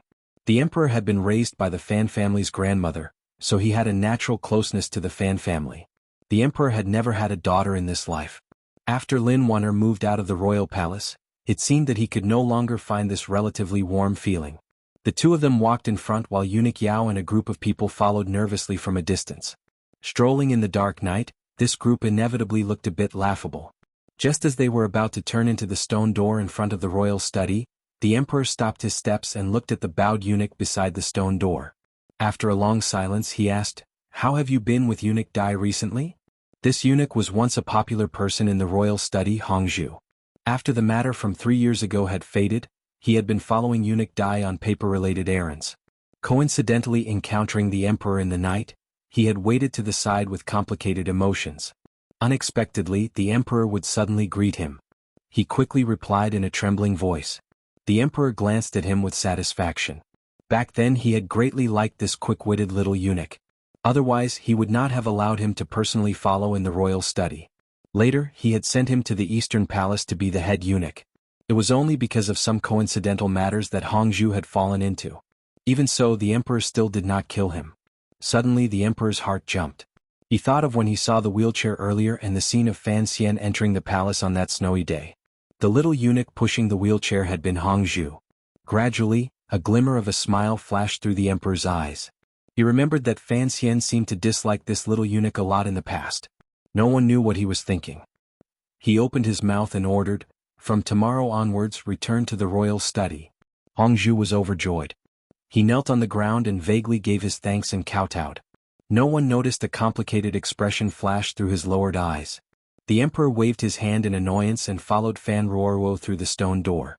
The emperor suddenly opened his mouth and said, "Snow and rain, there is no need to kneel when seeing me. This is a rule I set after I ascended the throne. It has rained today but the ground is still wet, so Hongzhu does not need to kneel." Fan Ruoruo glanced at the emperor in surprise. She didn't know why the emperor was saying this. Am I really not a good emperor? Just as they were about to walk out of the royal study, the emperor suddenly stopped his steps and asked calmly and seriously. If there was a question there would be an answer. At this moment, there was only Fan Ruoruo by his side, so he was waiting for her to make a judgment. Fan Ruoruo's heart trembled slightly. She thought to herself that she was not a great scholar of state affairs or a scholar with a brush of history. How could she have the right to judge such an important question? However, the emperor did not take a step. He only calmly waited for her to speak. Fan Ruoruo was silent for a long time. She thought of everything she had seen in the royal study these days, as well as the various details in the royal palace. She thought of the lives of the Qing people in the provinces she had seen as she traveled the world. In the end, she could not hide her eyes and sincerity. After thinking for a moment, she gently opened her lips and replied seriously, "Compared to the previous emperor, the emperor is indeed a good emperor." The emperor was silent for a moment and carefully savored Fan Ruoruo's words. A moment later, his expression relaxed and he laughed loudly. His laughter echoed in the garden in front of the royal study, under the eaves, and then collided with the palace wall before crashing back. Eunuch Yao and the others following behind him were slightly startled. They didn't know what the young lady of the Fan family had said to make the emperor laugh so happily. It was a happiness he had never felt before. For a moment all sorts of feelings were mixed. They admired this young lady of the Fan family who rarely spoke. Fan Ruoruo also smiled slightly. Looking at the emperor beside her, complicated emotions rose in her heart. She finally understood why the emperor had treated her so differently these days. Perhaps Iguipin had guessed some of it, and Fan Ruoruo had also guessed some of it earlier. Fan Xian's thoughts were not wrong. However, the emperor had kept Fan Ruoruo in the royal palace, by his side in the royal study, and had her watch him manage the power of the country despite being heavily injured. Perhaps it was just that after his conversation with Qin Pingping in the royal study, the emperor needed someone to prove that he was a good emperor. No matter what that old dog in the wheelchair said, he was still a good emperor, was he not? The emperor seemed to have finally made up his mind. A confident and calm smile rose to his face again as he walked toward the royal study. Summon. Summon. Summon the imperial college teacher Fan Xian into the palace. Some were rough and some were as sharp as a duck, but the loud calls were all the same. There were no court meetings and it was a regular day off. The royal palace was silent. The imperial army generals and soldiers' expressions were solemn. They did not look sideways and allowed the young man in green robes to walk past them. However, what did not match their calm expressions was their nervousness. 9 days had passed since Qin Pingping's treason was exposed and he was killed by 1,000 cuts on the execution field in front of the palace. That day, Sir Fan Jr. had killed his way into the execution field and looked down on the emperor's authority. This had already made clear Sir Fan Jr.'s attitude on this matter. In the following days, the Cold War between the emperor and the powerful officials of the Qin court had developed to its peak. Countless spies the internal court had scattered outside the Fan Manor died tragically. According to rumors in officialdom, there had been an assassination attempt on Fan Xian 3 li outside. When the news of the emperor summoning Fan Xian into the palace to pay his respects was revealed, everyone let out a breath. Although the Qin kingdom was powerful, they still did not want to bear the burden of the bloodshed that could come from the fallout of this ruler and official, father and son. From another perspective, this meant that even though Fan Xian no longer had an official position, the Qin people in the court and marketplace still thought that if he truly threw caution to the wind, he would cause a certain degree of harm to the Qin kingdom. In just 9 days, the Cold War between the emperor and Fan Xian had come to an end. It was truly something worth celebrating. In the eyes of Hu the scholar and the others, there was no problem that could not be resolved between this pair of ruler and official, father and son. It was nothing more than intense emotions that forced out the ruthlessness and stubbornness in the father and son's hearts. No one was willing to give in first. Now the emperor had taken the first step. It meant that the palace had taken a step back. Presumably, Fan Xian had to accept this favor. In the cold air, Fan Xian silently followed Eunuch Yao forward. Eunuch Yao, who was already the head eunuch in the palace, still played the humble role in front of him. However, Fan Xian did not have much interest in talking. A teacher of the Imperial College? Although Fan Xian was now a commoner and the only thing that could be called a public official was this title, it was still piercing to the ears. Amidst these urging, Fan Xian arrived at the royal study. With some surprise he saw Hongzhu waiting outside the study. Fan Xian did not hide his surprise and nodded slightly. Hongzhu bowed deeply. No one could see the exchange in the eyes between the two of them. Entering the study and seeing his sister, Fan Xian's mood calmed slightly. He then bowed deeply toward the man on the soft couch but stubbornly did not say a word. That day Fan Xian had ridden back to Jingdou alone. Until he carried Qin Pingping's body and left the execution field, he had been reluctant to cast a glance at the man on the palace walls. Thinking carefully, it had been many months since he and the emperor had seen each other. The emperor looked at Fan Xian calmly. He was not surprised by the emotions Fan Xian revealed. He did not allow his officials to have any rebellious emotions in front of him. This did not mean he could not accept his favorite son revealing his true nature or stubbornness in front of him. The silence in the royal study did not last for long. Fan Ruoruo bowed slightly toward the emperor and smiled at her brother before leaving the royal study. She had stayed because the emperor wanted Fan Xian to be at ease. Since this goal had been achieved, she also had to leave this ruler and official a quiet environment to talk. I have long wondered why I have been so lenient toward you, the emperor looked at Fan Xian and slowly said. Naturally, it is not because of the contributions you once made to the Qin court. It was not until yesterday that I finally understood. The emperor looked at him and calmly said, I think there is no need for too much nonsense between us. There are some files here that you can take a look. In this story, it had been repeated countless times. The Qing emperor and Fan Xian were the two most talented actors in the world. However, in the royal study the Qing emperor did not act. He only said these words straightforwardly. The words were very simple but Fan Xian understood the meaning hidden within. He knew that what was placed on the file in front of him was evidence that Qin Pingping had once presided over his murder, such as the Hanging Temple, the Valley, and everything related to the separation. According to the dead old man's plan, Fan Xian should act shocked and sorrowful and then return to the emperor's side. For some reason, seeing the emperor's confident, calm and elegant expression, he felt a boundless anger. The anger made his heart ache and ache. He did not want to continue acting. Fan Xian raised his head and looked straight at the man he was most familiar with and most unfamiliar to him. He did not move for a long time.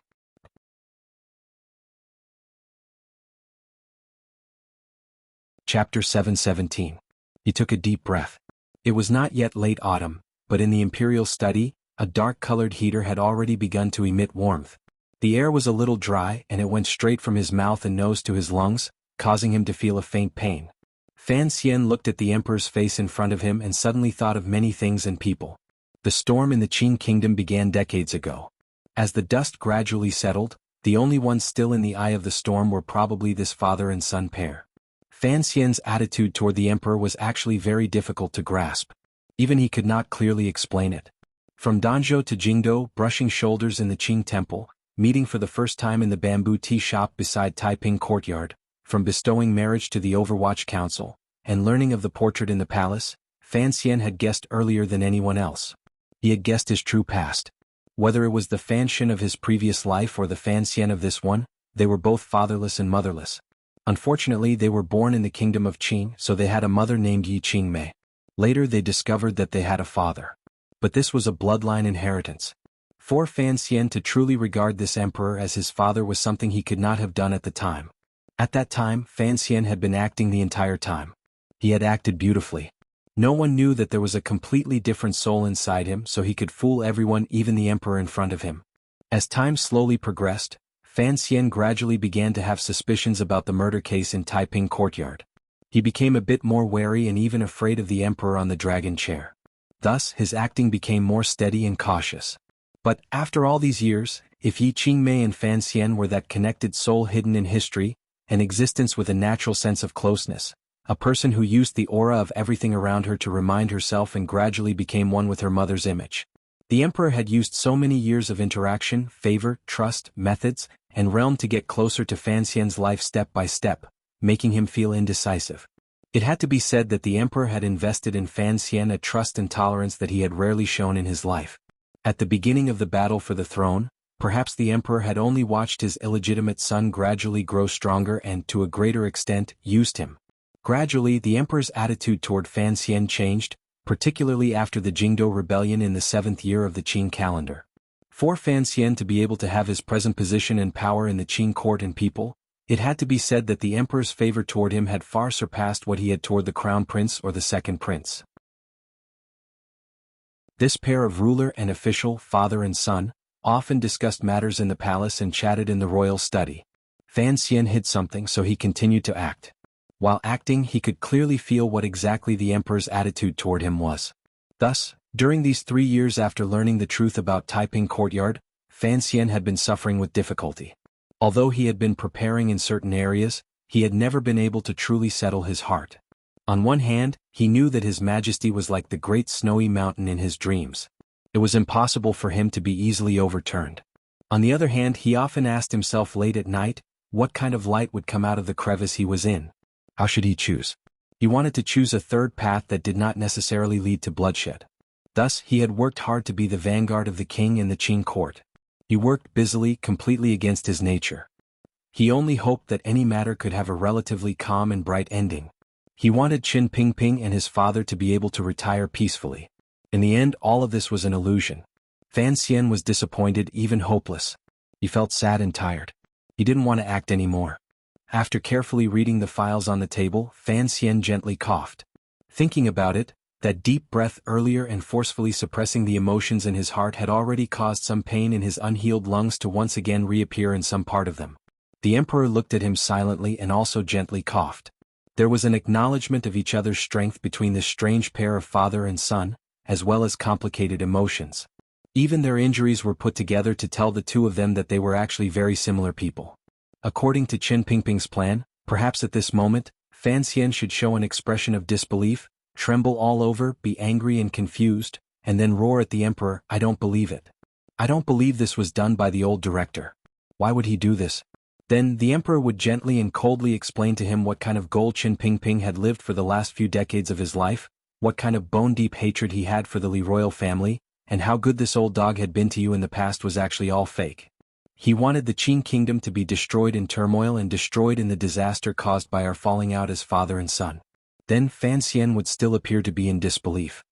He would even angrily berate the emperor, "You faked all of this. Qin Pingping is not like that." Then he would angrily leave the royal study and return to his manor. He would think for many days and truly understand the emperor's painstaking efforts, Qin Pingping's insidiousness, and so on and so forth. This was a proper court drama. This was the great turning point that the dramatists needed. The emotional conflict, in the end, yielded to the mutual trust between the emperor and his officials because of the ironclad truth. From then on, father and son would let go of their former enmity. The curtains would open and the musical instruments would ring out. The glorious Qin kingdom would step onto the stage of history. However, Fan Xian did not have any expression. Fan Xian didn't have any expression. He just placed the files back on the table.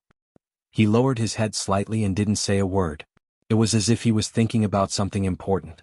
It was also as if he was just too tired.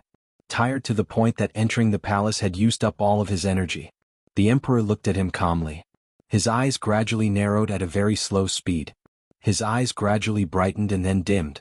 Disappointment rose and then turned to a kind of calm or coldness. "So, you knew all of this the entire time?" The emperor looked at his favorite illegitimate child and coldly said, "I have always found it strange. The shadow has always followed you. This kind of thing shouldn't have been hidden from you. You should have long known that the hanging temple incident was done by that old dog. I have also been thinking. If you truly continue acting according to the things presented in these files, once I ask why Qin Pingping betrayed me, I really don't know how to open my mouth." The tip of Fan Xian's finger trembled slightly. He acutely sensed that a great change had occurred in the emperor's state of mind. However, his expression did not change at all. He raised his head and looked directly at the emperor. In a slightly raspy voice he said, "I actually always knew." The emperor narrowed his eyes and looked at him. A cold light flashed and disappeared in his eyes. Fan Xian pressed his slightly dry lips together and did his best to suppress the rising and falling emotions in his heart. Calmly he said, "Furthermore, I have always worked hard. I have worked hard to not let the blood of the past swallow up the things that already exist. From the moment I made this decision, I knew it was a very naive and childish choice. However, after my battle to the death with Yan Xiaoyi 3 years ago, I understood that in one's life, one has to work hard to do something. Even if others laugh at my naivety, I have to silently try. Of course, naive things are always easy to fail. However," he looked at the emperor and said, "any great thing at the very beginning, doesn't it always seem particularly idealistic and naive to the point of ridicule? For example, the vow you, mother, and the others made by the seaside in Danzhou?" The emperor continued to look at him silently.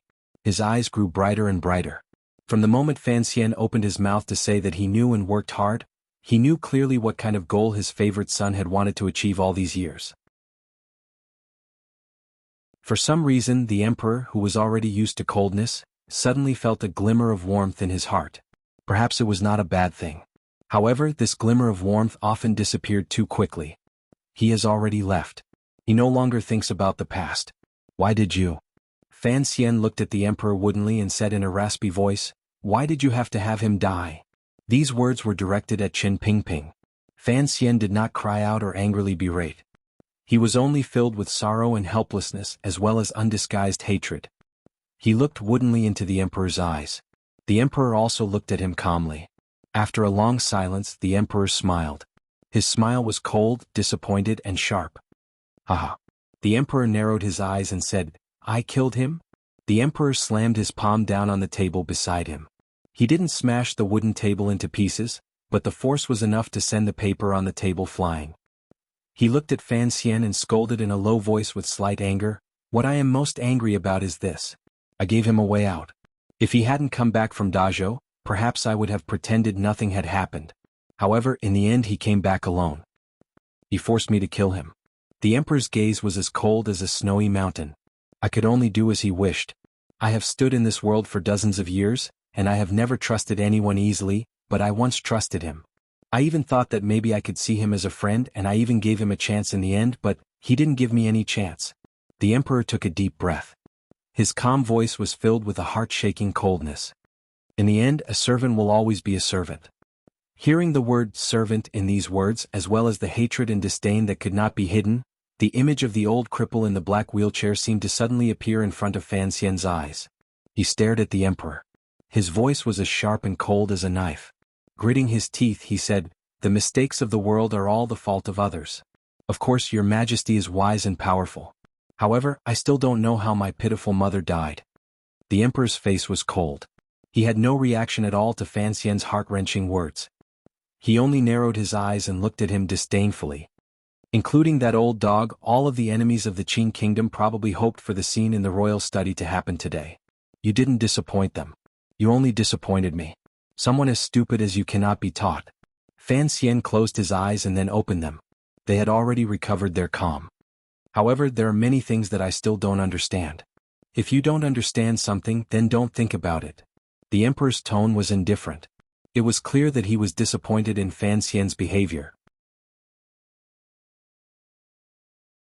As for his last question about the cause of Yi Qingmei's death, it was unconsciously suppressed by the emperor in the depths of his sea of consciousness, not allowing it to surface. He looked at Fan Xian and coldly said, "In front of me in the end you are still an official. If you think too much, I will not let you continue to think." This was not a threat. It was just a simple statement of fact. It was just like the eldest princess's evaluation of Fan Xian. Fan Xian appeared to be naturally cold and unfeeling. In reality, he was very emotional and had too many weaknesses to grab. However, during the Jingdo rebellion, the eldest princess's wish had already been fulfilled. She did not deign to grab Fan Xian's weaknesses. However, in Jingdo, it was not a difficult matter for the emperor to crush Fan Xian to death. Hearing these cold and harsh words, Fan Xian straightened his body. Using a direct attitude that he had never shown in front of the emperor, he said, "Your Majesty has treated me very well these years. I know very well." Inside the royal study, the father and son were not acting. They were both saying what they wanted to say the most. For the first time, Fan Xian stood up firmly and slowly spoke of his interactions with the emperor these years, one by one. When he got to the point where he spoke seriously, the heater in the royal study seemed to sigh. The smoke twisted as if it couldn't bear to see the father and son break apart. Only Fan Xian knew how well the Qing emperor had treated Fan Xian. If it had been the crown prince, the second prince, or any other son of the Li family standing in front of the Qing emperor and saying these words, they would probably have died a long time ago. However, Fan Xian was still alive. Perhaps the Qing emperor was a heartless person and did not treat Fan Xian with much affection. Relatively speaking, he gave Fan Xian the most affection. Listening to Fan Xian's calm recollection, the emperor gradually straightened his body. He then waved his hand tiredly and said, "I am not killing you not because I can't bear to kill you." The emperor closed his eyes and was silent for a moment. He then said, "I don't want to explain what happened in the past in front of a junior like you. But I think that perhaps those people have always been watching me from above. You are my and your mother's son. Perhaps you are like a pair of eyes they have left in this world. I won't kill you because I want to prove to you as well as those who care about you, that I am right." He opened his eyes and coldly said, "And they are all wrong." Fan Xian bowed deeply and replied, "I will stay in Jingdo obediently and watch your Majesty's great plans." He did not thank the emperor for not killing him because there was no need for thanks. Since the emperor allowed him to live, he would live on well. He would keep his eyes open and watch on behalf of Yi Qingmei, Qin Pingping, and many people in the past. "You will be obedient?" The emperor looked at his son and suddenly laughed. His laughter suddenly stopped. Icily he said, "I don't believe it and you won't believe it. However, I have never thought that your dishonesty is a flaw. I just hope that you won't be so dishonest that I can't be bothered to tolerate it. Just stay in Jingdo." The emperor glanced at him and suddenly said tiredly, "Just teaching in the Imperial College is good. Don't touch the matters of the Overwatch Council and the palace treasury anymore. I don't want to spend too much time on you." Having spoken to this point, it could not be said any more clearly. The emperor was giving Fan Xian one last chance to live if he was willing to be obedient. Even though this was a threat to his life, for some reason, a glimmer of confusion grew in Fan Xian's heart. He had not thought that the emperor would make such a decision in the end. The emperor looked at Fan Xian's complicated gaze. Suddenly his heart darkened. He thought of how Fan Xian had blurted out "father" by the seaside in Danzhou. After a moment of silence, he said, "In the future, if you have nothing to do, you can still come into the palace to pay your respects. When you are alone, I allow you to call me father." There was no one else in the royal study. It was completely silent. Fan Xian's body froze slightly. Seriously, he replied, "Yes, Your Majesty." No one knew what the emperor and Fan Xian talked about in the royal study. At least, when Fan Xian walked out of the royal study, his body was unharmed and had not become a spirit. This reality made most people in the royal palace let out a breath. The emperor had also issued an edict for Fan Xian to return to his position. There weren't even any obscure hints of rewards. On the contrary, at almost the same time Fan Xian walked out of the royal study, a few edicts that had been prepared beforehand were sent out. The court, with the cooperation of the 6 ministries and 3 temples, began to strengthen the purge of the Overwatch Council and Palace Treasury. The edict summoning Suzhou Zhizhou Qingjialan, Jiaozhou Judge Ho Jichang, and the Palace Treasury Transport Company Su Wenmao to the capital to report on their work had also been sent out.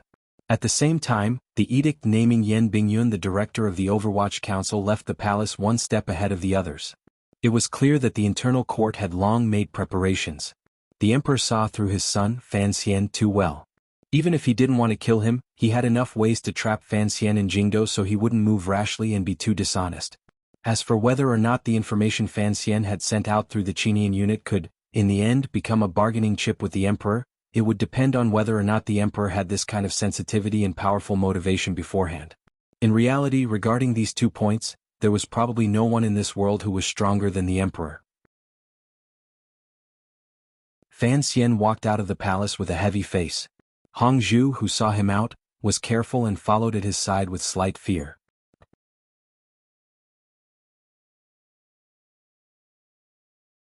Chapter 7:18.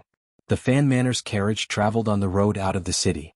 It had just passed the West City Gate and was headed toward the country estate in the distance shrouded in twilight.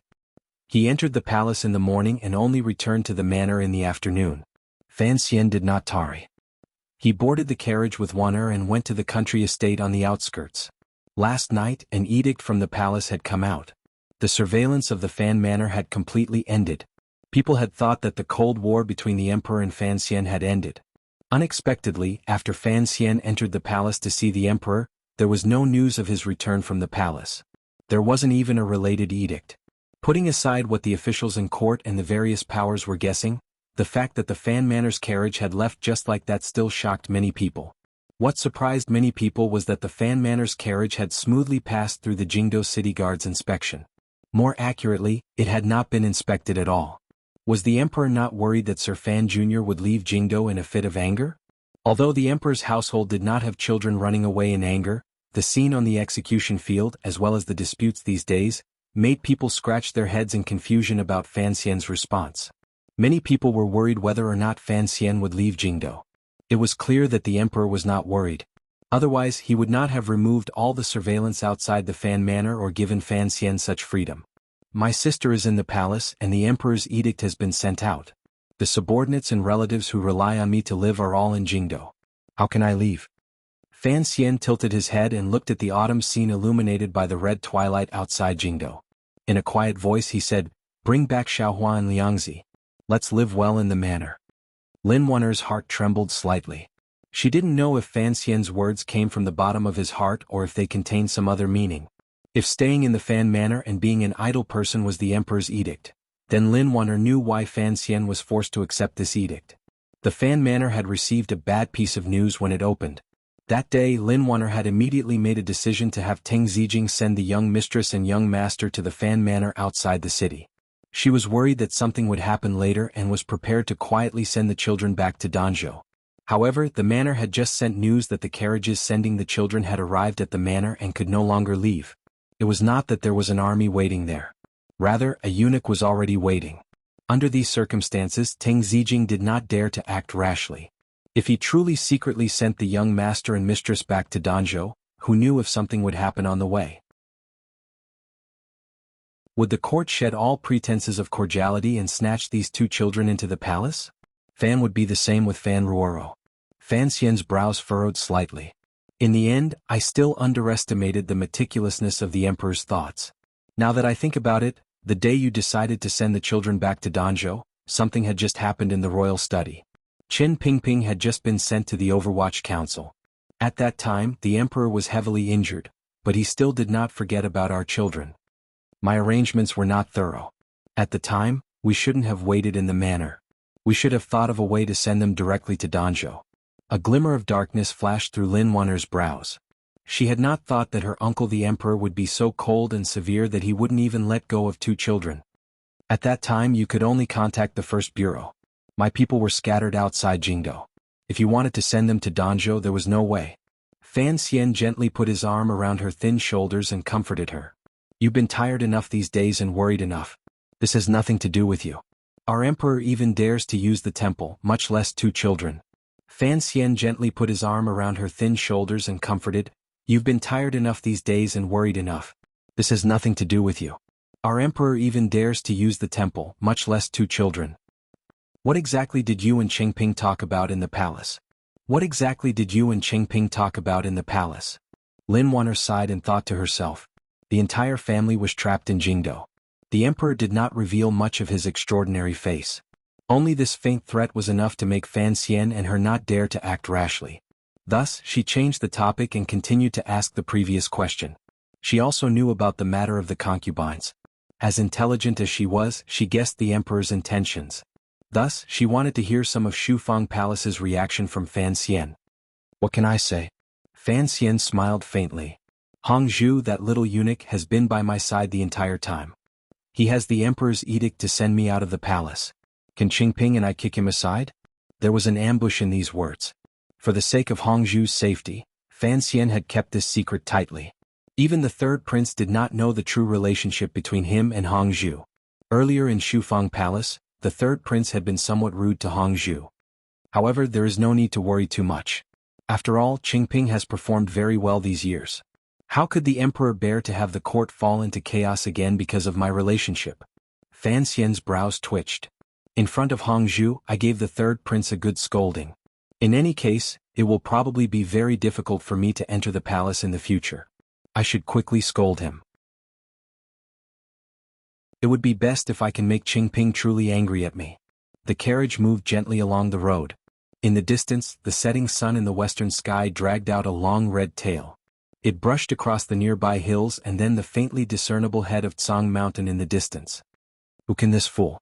Lin Wuner leaned into his embrace. She felt her heart was unusually heavy. Putting on a show for Hong Zhu to see. Will the emperor believe it? Regardless of whether the emperor believes it or not, I will not see Qingping in the future. We will also have to cut off contact in Duke's Alley. It would be best if you don't enter the palace as often. Fan Xian gently stroked her face.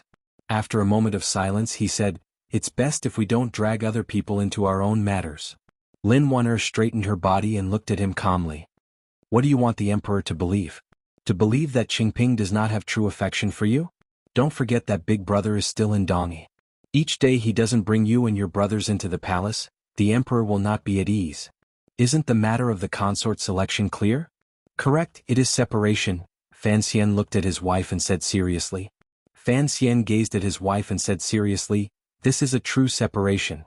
Even if something happens to me, don't drag Qingping into it. Qin Pingping did this in the past. I also wanted to do this. However, I don't have much foresight, so I prepared much later.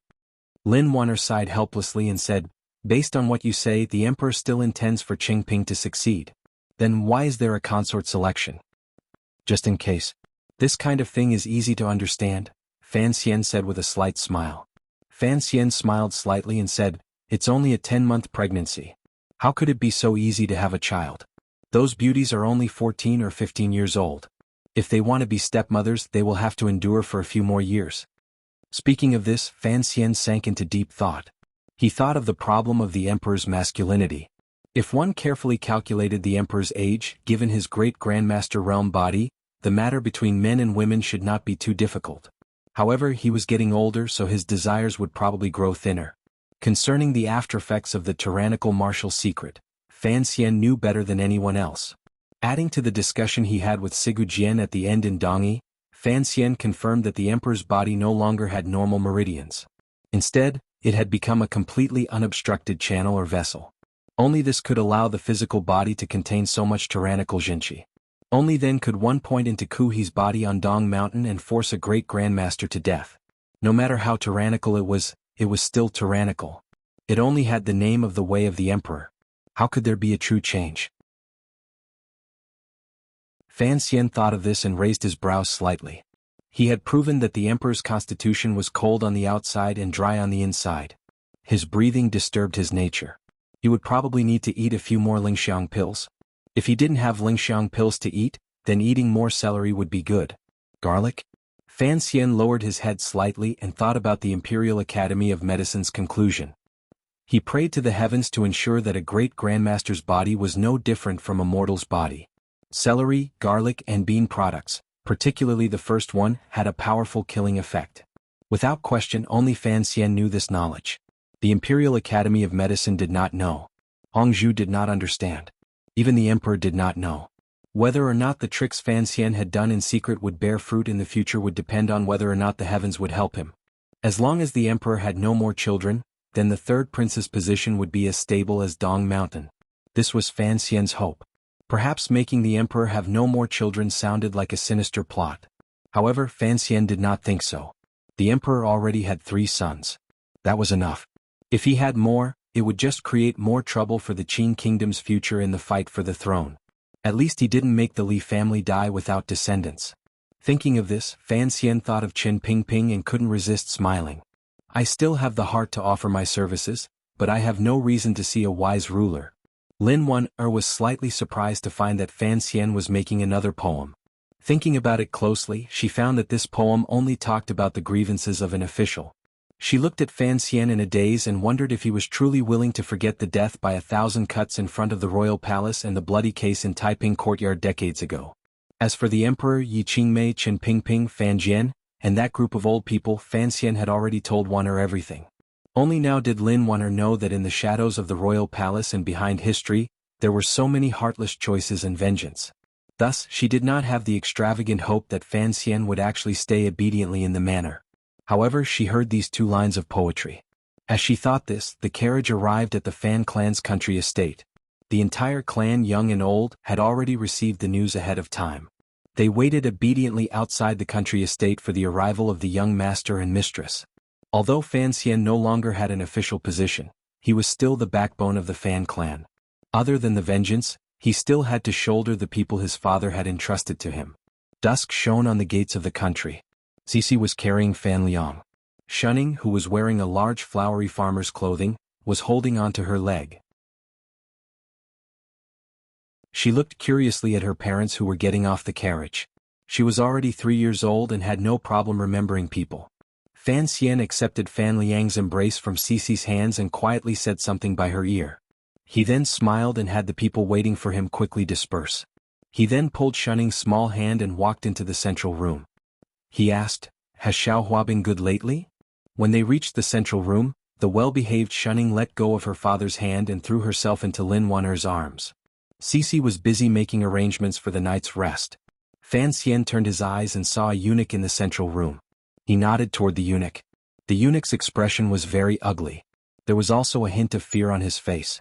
He quickly went forward and kowtowed to Fan Xian before leaving the country estate. The eunuch's figure disappeared through the door. Only then did Teng Zijing walk out on his crutch and spit at the figure's back. "Pay attention to hygiene," Fan Xian said with a smile. In the 4th year of the Qin calendar, Teng Zijing had been heavily injured in order to protect him. One of his legs had been broken by an assassin. Although he had gotten much better after being nursed back to health, he often used a crutch at home.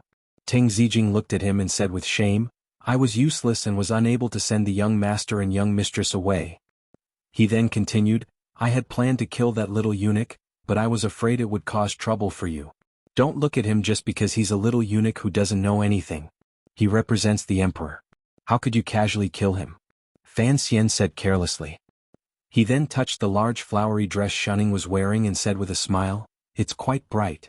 The wife of the Ting family came out with hot tea. She smiled embarrassedly and replied, "It's 3rd sister-in-law's daughters. It shouldn't have been worn by the young mistress, but..." Teng Zijing scratched his head and said, "These days there's no way to get news from the manor. The elders in the clan discussed it with my family and thought it would not be difficult to hide it from that little eunuch. We were just worried that there might be an ambush from the court along the way. Thus, we planned to disguise the young mistress and young master as country children. If something happened, we would see if we could secretly send them away." Fan Xian's heart jumped. He knew what the people in the clan were preparing to do. He then thought of the bloody case in Taiping courtyard on Lujing River. Ruoro's biological mother seemed to be like the wife of the Ting family in front of him. His face darkened and he said, "In the future, don't think about such foolish things. How can you hide it from others? Don't harm other people's children for nothing." Seeing that Ting Zijing only made a casual sound of agreement and did not take it seriously, Fan Xian sighed in his heart and scolded, "The elders in the clan can be said to be foolish. How could you all be so foolish?" Fortunately, the Fan Manor had opened and Fan Xian had rushed over. Nothing had happened, so there was no need to say these things now. However, thinking of the clan members who had welcomed him at the entrance of the country estate earlier, even someone as cold as Fan Xian couldn't help but be moved. His heart was moved, but he sank into an even deeper worry. Traveling alone under heaven, he could happily repay kindness and hatred. Even if he spilled his blood and threw away his head, it was all in exchange for no regrets. Qin Pingping still wanted to send the girls in the garden to Dongyi, but there were so many people around Fan Xian. How many could he send away? There was only one life in which to live without regrets. How could it be so easy? Their family did not stay long in the clan estate. After only one night, they picked up their children. The next day, the family of 5 left the manor to return to Jingdo. Just as the emperor had said in the royal study and just as the eldest princess had said one day to her strategist, Fan Xian's weakness was too fatal. As long as he grasped this point, even if he grew wings, where could he escape to? Even if he could escape, would he want to? If he didn't escape, he could only face it. But the snowy mountains were so high and so cold. Holding a pair of children, Fan Xian sat in the carriage with a smile. His gaze occasionally looked through the window at the Tsang Mountains, reflecting the white light from the east in the morning. The Tsang Mountains were on the west side of Jingdo. They were far from the official road, but they were tall and majestic, piercing the clouds. It was only early autumn, so the top of the mountain had long been covered in snow, adding a touch of coolness to the world. "Do you still remember those 2 years of winter in the Tsang Mountains?" Fan Xian suddenly asked. After he said this, expressions of happiness and reminiscence appeared on Lin Wan'er and Cici's faces. The first year, Cici had been purposely left behind by Fan Xian in the old manor in Jingdo. The second year she still went with him. For the young people of the Fan Manor, the snow in the Tsang Mountains could clear their hearts and wash their faces. It was a beautiful little world completely cut off from Jingdo. There, Fan Xian could fully reveal emotions and emotions that were different from this world. Regardless of whether it was playing mahjong or chatting, the warm Kong in the winter snow always brought back such memories. The carriage gradually became quiet. Lin Wan'er thought of Yi Ling-er and Ro Jia, who occasionally went up the mountain. These days, the Fan Manor in Jingdo had been surrounded. Presumably Yi Ling-er was also worried about King Jing's matter in the palace. "How is King Jing?" Lin Wan'er asked worriedly. "The emperor's anger has subsided. Naturally, he will be allowed to return to the manor. He didn't even punish me, much less him." Fan Xian shook his head. He thought of his brother Xija. He didn't know if there would be any problems after he heard the news in the north with so many things happening in Jingdo. Sitting by Fan Xian's side, Shunning suddenly looked at the snow on the Tsang Mountains. Pursing her lips, she said in a childish voice, "So high. It was very high. It would be difficult to go up." Fan Xian narrowed his eyes slightly and gazed at the top of the Tsang Mountains. He took a deep breath. On that snowy mountain were his most beautiful memories in the Qing kingdom. There was also the time when Uncle Wu Zhu took him to climb the mountain and lie in the snow. He knew how difficult it was to climb to the peak of that snowy mountain. His eyesight was startling. Suddenly he saw a few eagles circling toward the highest peak of the Tsang Mountains. Unconsciously he pointed to Shunning and said, "Look, if you can actually go up, it would actually be very beautiful."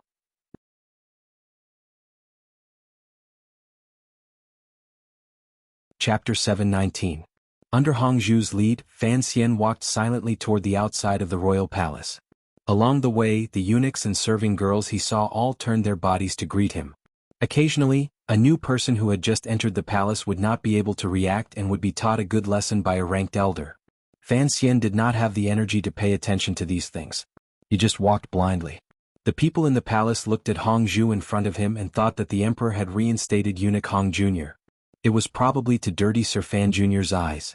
Unexpectedly, Fan Xian did not speak harshly to Hongzhu. On the contrary, he chatted calmly with him. Hongzhu also maintained his humble appearance and appeared very harmonious. Sir Fan Jr. and eunuch Hong Jr. were not normal people. The people watching this scene all sighed in their hearts. Perhaps only such people who could hide their true emotions so well, could ensure their own survival and future in the unpredictable changes of the Qing court and palace. In reality, the affairs of the world were strange. In everyone's eyes, the question and answer between Fan Xian and Hong Zhu on the way out of the palace was an act for everyone to see. No one thought that Fan Xian and Hong Zhu were actually talking. Their voices were low and their expressions were natural. Each of them played their roles well, but the contents of what they said were not normal. "The emperor seems to like those dishes these days," Hong Zhu lowered his head and said obediently. Hong Zhu lowered his head and obediently said, "The Imperial Academy of Medicine has examined them. They are all extremely good ingredients for strengthening one's constitution." Fan Xian's eyes looked straight ahead and did not look at Hong Zhu's face. He gently made a sound of acknowledgement. It was impossible to see the change in his expression. 3 years ago, the rebellion had just been quelled, and the effects of the matter had gradually disappeared. Hong Zhu was taken out of the cold palace. At first he was helping out in the royal kitchen. He was a person who had once seen great things. Adding to that his own cleverness and Fan Xian's secret help, not only did his days pass by easily, but he also gradually gathered some power in his hands. Later, Hong Zhu followed eunuch Dai to work, but it did not weaken his influence on the royal kitchen.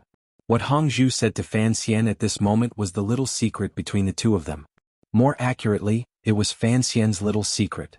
Even Hong Zhu himself did not know why Sir Fan Jr. wanted to influence the food ingredients the royal kitchen sent to the emperor. Hong Zhu was not worried that Fan Xian would poison the emperor. In the royal palace this was not possible. Regardless of whether it was a chronic or acute poison, there would be specialized people to examine it. Additionally, with the food tasting segment, the possibility of poisoning had basically been eliminated. Furthermore, these ingredients that had been secretly influenced by Hong Zhu to be added to the recipes also received great praise from the Imperial Academy of Medicine, particularly the celery from the south. Because of its cool nature and sweet taste, it had the effect of clearing away heat and eliminating irritability, as well as curing extreme heat and irritating thirst. It was recommended by the doctors of the Imperial Academy of Medicine to be placed on the emperor's daily dining table. Not being poisonous was the most basic requirement. Hong Zhu didn't know if there were any problems with the emperor's body. However, seeing that the celery, which could cure baths, clear away heat and eliminate irritability, was so highly valued by the Imperial Academy of Medicine, perhaps the emperor's body truly did have internal problems. Hong Zhu lowered his head slightly and glanced at Fan Xian. He did not see his true emotions. He thought to himself, in the current situation, Sir Fan Jr. is still worried about the emperor's body. Is he really a loyal official and filial son? Unfortunately, Sir Fan Jr. was a sentimental person. It would probably be difficult for him to let go of Director Chen's death and obtain the emperor's happiness again. The road out of the palace from the royal study was not far. However, Fan Xian had already received an edict earlier to go to Shufang Palace to see Yi Guipin and the third prince. Thus, Hong Zhu took him in the direction of the inner palace. The reason the emperor had such an edict was perhaps because, from now on, Fan Xian would truly become an idle person in Jingdo. It would be difficult for him to have another opportunity to enter the palace. Walking outside Shufang Palace, Fan Xian heard waves of young women's laughter coming from inside. His brows furrowed slightly. Why had the royal palace suddenly become so lively? He turned his head to look at Hong Zhu and asked, "The madams and young ladies of the Duke's Alley are entering the palace to pay their respects today? Why are there so many people?" "They are the beauties waiting to be selected. Because they have to wait for the candidates sent up by the various provinces next month, these dozen beauties will have to stay in the palace for a bit longer. Guipin has probably summoned them today and will have to follow some rules," Hong Zhu replied quietly. Fan Xian listened to this news with a startled expression. For a moment he could not come back to his senses. These days he had been under house arrest in the Fan Manor. Later, he had been busy with those secret plans and had not paid attention to the rumors about the consorts in Jingdo. It was not until now that he learned that the emperor was preparing to take a wife again. Just like Yi Guipin and the third prince, Fan Xian did not spend too much time before he sensed the hidden meaning behind the consorts. His brows furrowed. He knew that not only was he moving but the emperor was also moving. Furthermore, if the emperor did not move it would be fine. Once he moved it would be a sword pointing at the future and giving him the strongest warning. There was a glimmer of confusion and apology in his heart. This apology was for the mother and son in Shufang Palace. In this world, there were not many people like the mother and son who truly trusted a powerful aide from outside the palace. This kind of trust was rare. Now, because of him, they were going to face an unpredictable danger. Fan Xian's heart was uneasy. Seeing Fan Xian stand silently in front of Shufang Palace, Hongzhu thought he was thinking that there were beauties inside and that it was not appropriate for him to enter to see the Empress and the third prince. In a quiet voice he asked, "It is my fault. How about you come back another day?" Fan Xian smiled and said, "Why wouldn't I come in? Not following the rules? I have never been a person who abides by the rules. The Emperor has given me an edict, so I came to see. If I still don't come to see, who knows when the next opportunity to enter the palace will be." As he spoke, Fan Xian was already striding toward Shufang Palace. The two eunuchs guarding the palace door had come with the beauties. They did not know who Fan Xian was. Seeing a young man wearing a plain cotton robe charging into the palace, they couldn't help but jump in fright. Although they did not know Fan Xian to be able to stay in the palace, they were all clever people. They did not dare to stop him. One of them followed behind Fan Xian and lowered his voice to greet him. The other charged into Shufang Palace to inform the people inside. Once he entered Shufang Palace, he heard a wave of panicked shouts and the sound of clothes being adjusted. Most of them were curious gazes. Fan Xian had come too quickly. The eunuch did not have time to say anything, and the palace girls did not have time to prepare anything before he entered the palace. Suddenly, countless pairs of eyes focused on him. The atmosphere in the kingdom of Qing was relatively civilized. Although they were deep in the palace and men and women had to be on guard, suddenly seeing a young man enter the palace, these girls only lowered their voices and exclaimed a few times. They were not so embarrassed that they wanted to die, nor were they so perverted as to cry out loud. Amidst the forcefully suppressed panic, Fan Xian smiled warmly and bowed seriously toward Yi Guipin in the middle. "Auntie, it is quite lively here today." However, Fan Xian had already formally broken off relations with the emperor in the royal study. Although the emperor still had a death grip on his weakness and he couldn't do anything in terms of his personality, he no longer wanted to hide anything. He faintly revealed a carefree spirit of not caring about anything. Yi Guipin was the sister of Lady Lu. When Fan Xian first entered the palace, she had been very fond of this jade-like little boy. Now that Fan Xian had long grown up, their relationship had long been very close. In private, Yi Guipin always wanted Fan Xian to call her aunt. She had not expected that with so many people in the palace, Fan Xian would still call her like this. Yi Guipin smiled slightly and said, "How old are you to be so cheeky?" These words seemed unhappy, but they were actually a reminder and a question. Fan Xian looked at her and shook his head. He smiled. A glimmer of worry appeared at the corner of Yi Guipin's brows. Fan Xian's behavior today was too strange. It looked like although the conversation in the royal study had not reached the worst result, it did not have any signs of getting better. Thinking of this, Yi Guipin's heart felt like a large stone was pressing down on it. It was heavy. She forced a smile and said, "Why did you want to enter the palace today?" Everyone in the palace knew Fan Xian's purpose for entering the palace. This was just a formality. Fan Xian explained a bit. At this time, Xinger had already moved an embroidered stool over. This former little serving girl had now become the most senior serving girl in Shufang Palace and had the most power to speak. Fan Xian looked at her delicate face and smiled. He even found a moment to chat casually. Only then did he seriously say to Yi Guipin, "Other than seeing the emperor also ordered me to see the third prince's homework." The worry between Yi Guipin's brows grew stronger and stronger. She thought to herself, is he here to say goodbye? However, the young lady of the Fan family was in the palace, and there were hundreds of people in the Fan Manor and the Duke's Manor. Would Fan Xian actually dare to leave? For a moment, she couldn't help but have many things she wanted to ask Fan Xian. However, the beauties present were all looking curiously at this young man, so she couldn't ask. Yi Guipin's heart was very irritated. She wanted to chase all of these teenage girls out of the palace. Fan Xian looked at her expression and knew that this concubine had misunderstood. He smiled and said, "Where is the prince?" This was finding an excuse to leave. After all, he was sitting in a room full of the emperor's future concubine. She was like his little stepmother. Fan Xian only wanted to use this opportunity to see the hidden meaning of the concubine selection. He didn't want to stay here forever. "Pinger is in the back. You can go by yourself." Yi Guipin felt a headache coming on. She looked at him and shook her head. The serving girl Xinger gazed at Fan Xian and smiled. She led him to the back. Hongzhu followed closely behind. In the eyes of the bystanders, this was the emperor ordering Hongzhu to keep an eye on him.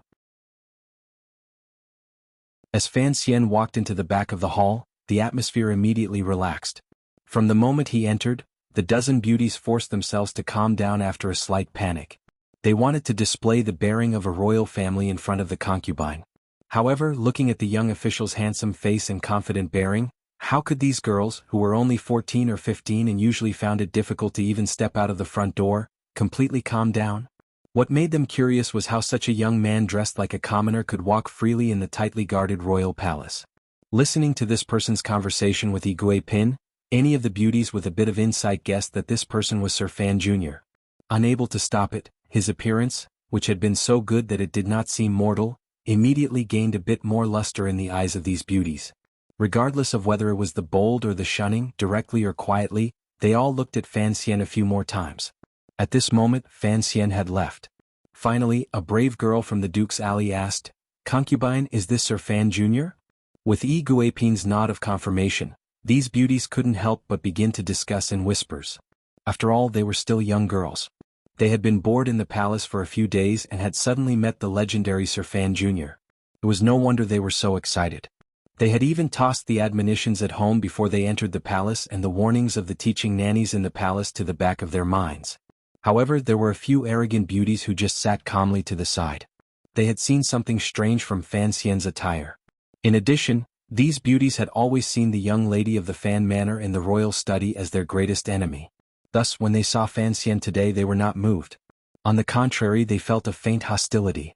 Things have already been said to this extent, yet the emperor still wants you to go to Shufang Palace. In a normal carriage, Lin Wana looked at the slightly tired Fan Xian beside her. Quietly, she said, "The matter of the consort selection has happened very suddenly. I think the emperor is just giving you a warning. He doesn't have anything against the third prince, so don't worry too much." When they were alone, Fan Xian always referred to the emperor as Old Emperor, while Lin Wana referred to the man who had held her growing up as Uncle Emperor. It was not considered disgraceful, but it was somewhat domestic. Today, Lin Wana had directly referred to him as Emperor. Fan Xian knew that his wife understood that his mood was very poor. It is also to warn the officials in court not to think that the future Qin kingdom will definitely be the third prince's. He smiled and said, "Although the emperor is old, his ambition is still there. I just don't know if his awe-inspiring spirit is still there." "What did you and Qingping talk about?" Lin Wana gently pulled back the curtain of the carriage and looked at the early autumn Jingdo street scene outside.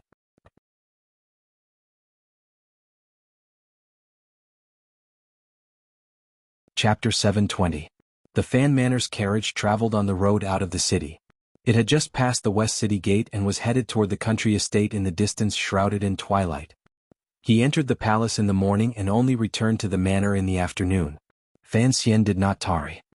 He boarded the carriage with Wana and went to the country estate on the outskirts. Last night, an edict from the palace had come out. The surveillance of the Fan Manor had completely ended. People had thought that the Cold War between the emperor and Fan Xian had ended. Unexpectedly, after Fan Xian entered the palace to see the emperor, there was no news of his return from the palace. There wasn't even a related edict.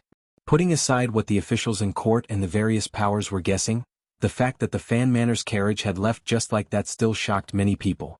What surprised many people was that the Fan Manor's carriage had smoothly passed through the Jingdo City Guard's inspection. More accurately, it had not been inspected at all. Was the emperor not worried that Sir Fan Jr. would leave Jingdo in a fit of anger? Although the emperor's household did not have children running away in anger, the scene on the execution field, as well as the disputes these days, made people scratch their heads in confusion about Fan Xian's response. Many people were worried whether or not Fan Xian would leave Jingdo. It was clear that the emperor was not worried. Otherwise, he would not have removed all the surveillance outside the Fan Manor or given Fan Xian such freedom. "My sister is in the palace and the emperor's edict has been sent out. The subordinates and relatives who rely on me to live are all in Jingdo. How can I leave?" Fan Xian tilted his head and looked at the autumn scenery illuminated by the red twilight outside Jingdo. In a quiet voice he said, "Bring back Xiaohua and Liangzi. Let's live well in the manor." Lin Wana's heart trembled slightly. She didn't know if Fan Xian's words came from the bottom of his heart or if they contained some other meaning.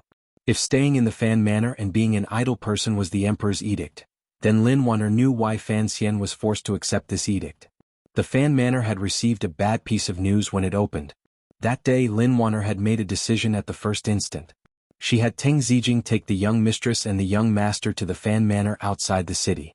She was worried that something would happen later and was prepared to quietly take the children back to Danzhou. However, the country estate had only sent news today. It turned out that the carriages taking the children had arrived at the country estate and could no longer leave. It was not that there were soldiers waiting there. Rather, a eunuch was already waiting. Under these circumstances, Teng Zijing did not dare to act rashly. If he truly secretly sent the young master and mistress back to Danzhou, who knew if something would happen on the way?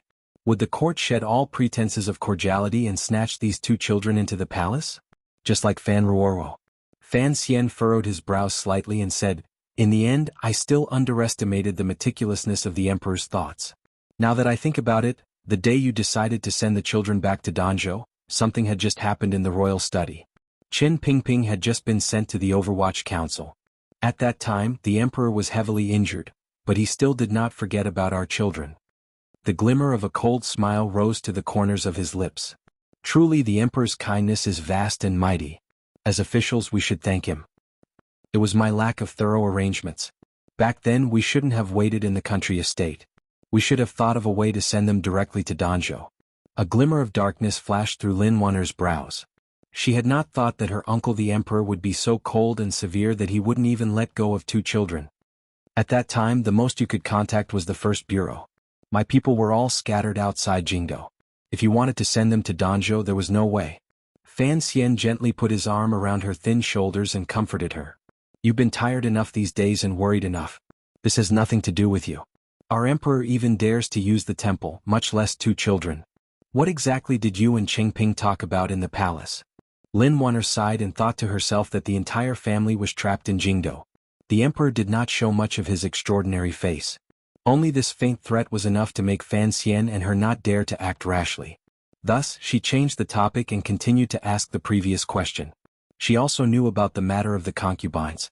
As intelligent as she was, she guessed the emperor's intentions. Thus, she wanted to hear some of Shufang Palace's reaction from Fan Xian. What can I say? Fan Xian smiled faintly and said, Hongzhu, that little eunuch, has been by my side the entire time. He has the emperor's edict to send me out of the palace. Can Qingping and I kick him aside? There was an ambush in these words. For the sake of Hongzhu's safety, Fan Xian had kept this secret tightly.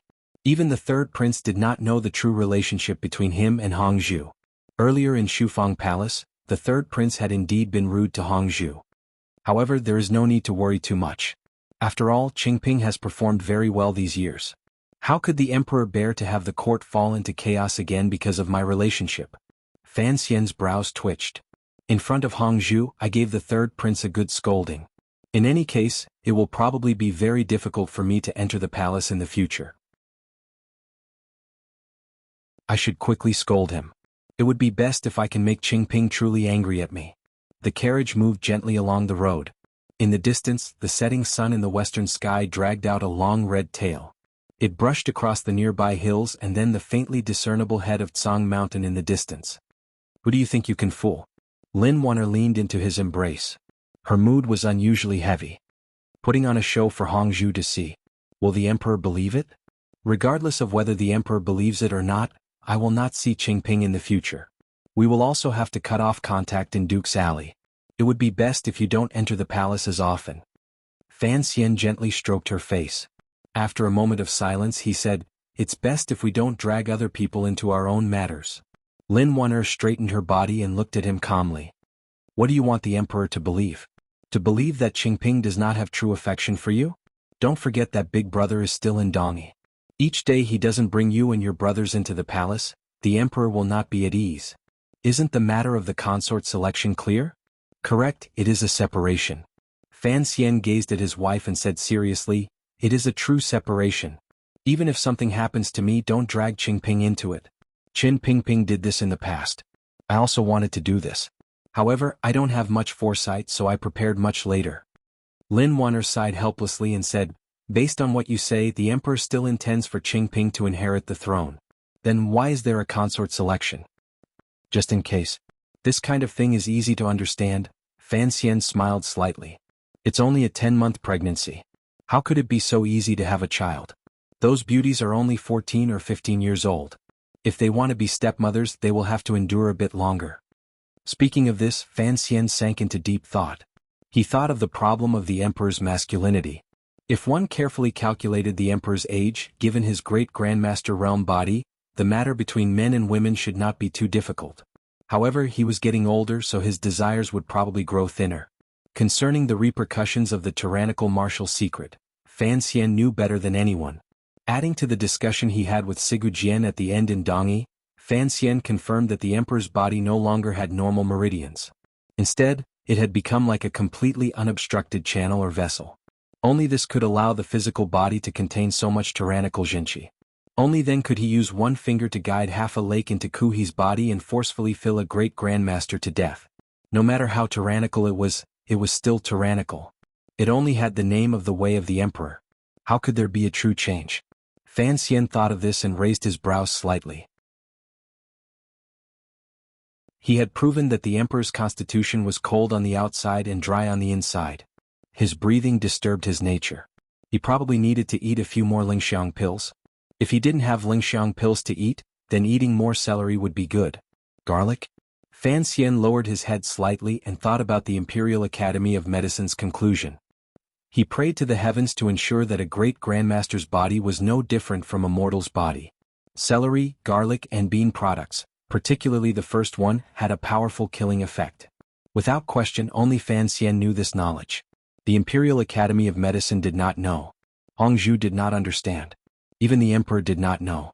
Whether or not the tricks Fan Xian did in secret would bear fruit in the future would depend on whether or not the heavens would help. As long as the emperor did not have any more children, then the third prince's position would be as stable as Dong Mountain. This was Fan Xian's hope. Perhaps making the emperor have no more children sounded like a sinister plot. However, Fan Xian did not think so. The emperor already had 3 sons. That was enough.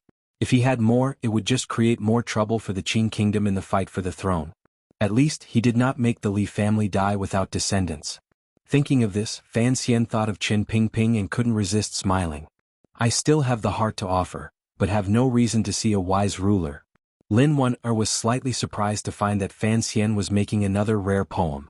Thinking about it closely, she found that this poem only talked about the grievances of an official. She looked at Fan Xian in a daze and wondered if he was truly willing to forget the death by 1,000 cuts in front of the royal palace and the bloody case in Taiping courtyard decades ago. As for the emperor Yi Qingmei, Qin Pingping, Fan Jian, and that group of old people, Fan Xian had already told Wan-er everything. Only now did Lin Wan-er know that in the shadows of the royal palace and behind history, there were so many heartless choices and vengeance. Thus, she did not have the extravagant hope that Fan Xian would actually obediently stay in the manor as an idle person. However, she heard these 2 lines of poetry. As she thought this, the carriage arrived at the Fan clan's country estate. The entire clan, young and old, had already received the news ahead of time. They waited obediently outside the country estate for the arrival of the young master and mistress. Although Fan Xian no longer had an official position, he was still the backbone of the Fan clan. Other than the vengeance, he still had to shoulder the people his father had entrusted to him. Dusk shone on the gates of the country. Sisi was carrying Fan Liang. Shunning, who was wearing a large flowery farmer's clothing, was holding onto her leg. She looked curiously at her parents who were getting off the carriage. She was already 3 years old and had no problem remembering people. Fan Xian accepted Fan Liang's embrace from Sisi's hands and quietly said something by her ear. He then smiled and had the people waiting for him quickly disperse. He then pulled Shunning's small hand and walked into the central room. He asked, "Has Xiaohua been good lately?" When they reached the central room, the well-behaved Shunning let go of her father's hand and threw herself into Lin Wan-er's arms. Sisi was busy making arrangements for the night's rest. Fan Xian turned his eyes and saw a eunuch in the central room. He nodded toward the eunuch. The eunuch's expression was very ugly. There was also a hint of fear on his face. He quickly went forward and kowtowed to Fan Xian before leaving the country estate. The eunuch's figure disappeared through the door. Only then did Teng Zijing walk out on his crutch and spit at the figure's back. "Pay attention to hygiene," Fan Xian said with a smile. In the 4th year of the Qing calendar, Teng Zijing had been heavily injured in order to protect him. One of his legs had been broken by an assassin. Although he had gotten much better after being nursed back to health, he often used a crutch at home. Teng Zijing looked at him and said with shame, "I was useless and was unable to send the young master and young mistress away." He then continued, I had planned to kill that little eunuch, but I was afraid it would cause trouble for you. Don't look at him just because he's a little eunuch who doesn't know anything. He represents the emperor. How could you casually kill him? Fan Xian said carelessly. He then touched the large flowery dress Shunning was wearing and said with a smile, It's quite bright. The wife of the Ting family came out with hot tea. She smiled embarrassedly and replied, It's third sister-in-law's daughters. It shouldn't have been worn by the young mistress but… Ting Zijing scratched his head and said, These days there's no way to get news from the manor. The elders in the clan discussed it with my family and thought it would not be difficult to hide it from that little eunuch. They were just worried that there might be an ambush from the court along the way. Thus, they planned to disguise the young mistress and young master as country children. If something happened, we would see if we could secretly send them away. Fan Xian's heart jumped. He knew what the people in the clan were preparing to do. He then thought of the bloody case in Taiping courtyard on Lujing River. Ruoro's biological mother seemed to be like the wife of the Ting family in front of him. His face darkened and he said, In the future don't think about such foolish things. How can you hide it from others? Don't harm other people's children for nothing. Seeing that Ting Zijing only made a casual sound of agreement and did not take it seriously, Fan Xian sighed in his heart and scolded, The elders in the clan can be said to be foolish. How could you all be so foolish? Fortunately, the Fan Manor had opened and Fan Xian had rushed over. Nothing had happened, so there was no need to say these things now. However, thinking of the clan members who had welcomed him at the entrance of the country estate earlier, even someone as cold as Fan Xian couldn't help but be moved. His heart was moved, but he sank into an even deeper worry. Traveling alone under heaven, he could happily repay kindness and enmity. Even if he spilled his blood and threw away his head, it was all in exchange for no regrets. Qin Pingping still wanted to send the girls in the garden to Dongyi, but there were so many people around Fan Xian. How many could he send away? There was only one life in which to have no regrets. It was not an easy matter. Their family did not stay long in the clan estate. After only one night, they picked up their children. The next day, the family of 5 left the manor to return to Jingdo. Just as the emperor had said in the royal study and just as the eldest princess had said one day to her strategist, Fan Xian's weakness was too fatal. As long as he grasped this point, even if he grew wings, where could he escape to? Even if he could escape, would he want to? If he didn't escape, he could only face it. But the snowy mountains were so high and so cold. Holding a pair of children, Fan Xian sat in the carriage with a smile. His gaze occasionally looked through the window at the Tsang Mountains reflecting the white light from the east in the morning. The Tsang Mountains were on the west side of Jingdo. They were far from the official road, but they were tall and majestic, piercing the clouds. It was only early autumn, so the top of the mountain had long been covered in snow, adding a touch of coolness to the world. Do you still remember those 2 years of winter in the Tsang Mountains? Fan Xian suddenly asked. After he said this, expressions of happiness and reminiscence appeared on Lin Wan'er and Cici's faces. The first year, Cici had been purposely left behind by Fan Xian in the old manor in Jingdo. The second year she still went with him. For the young people of the Fan Manor, the snow in the Tsang Mountains could clear their hearts and wash their faces. It was a beautiful little world completely cut off from Jingdo. There, Fan Xian could fully reveal emotions and emotions that were different from this world.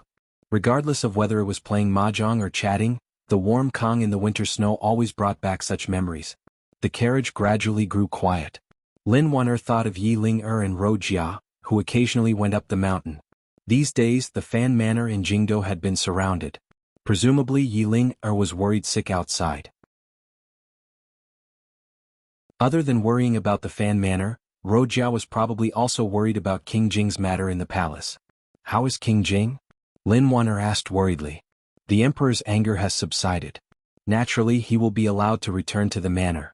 He didn't even punish me, much less him. Fan Xian shook his head.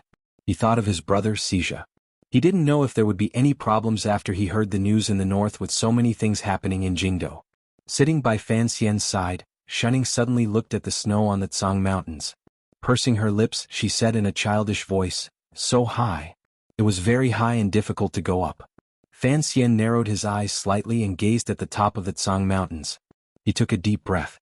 On that snowy mountain were his most beautiful memories in the Qin kingdom. There was also the time when Uncle Wu Zhu took him to climb the mountain and lie in the snow. He knew how difficult it was to climb to the peak of that snowy mountain. His eyesight was startling. Suddenly he saw a few eagles circling around and doing their best to fly toward the highest peak of the Tsang Mountains. Unconsciously he pointed to Shunning and said, "Look, if you can actually go up, it is actually very beautiful." You're tuning in to the Han Li's Wuxia Chronicles YouTube channel. We're so grateful for your support, and don't forget to subscribe to join us on this incredible journey through captivating stories.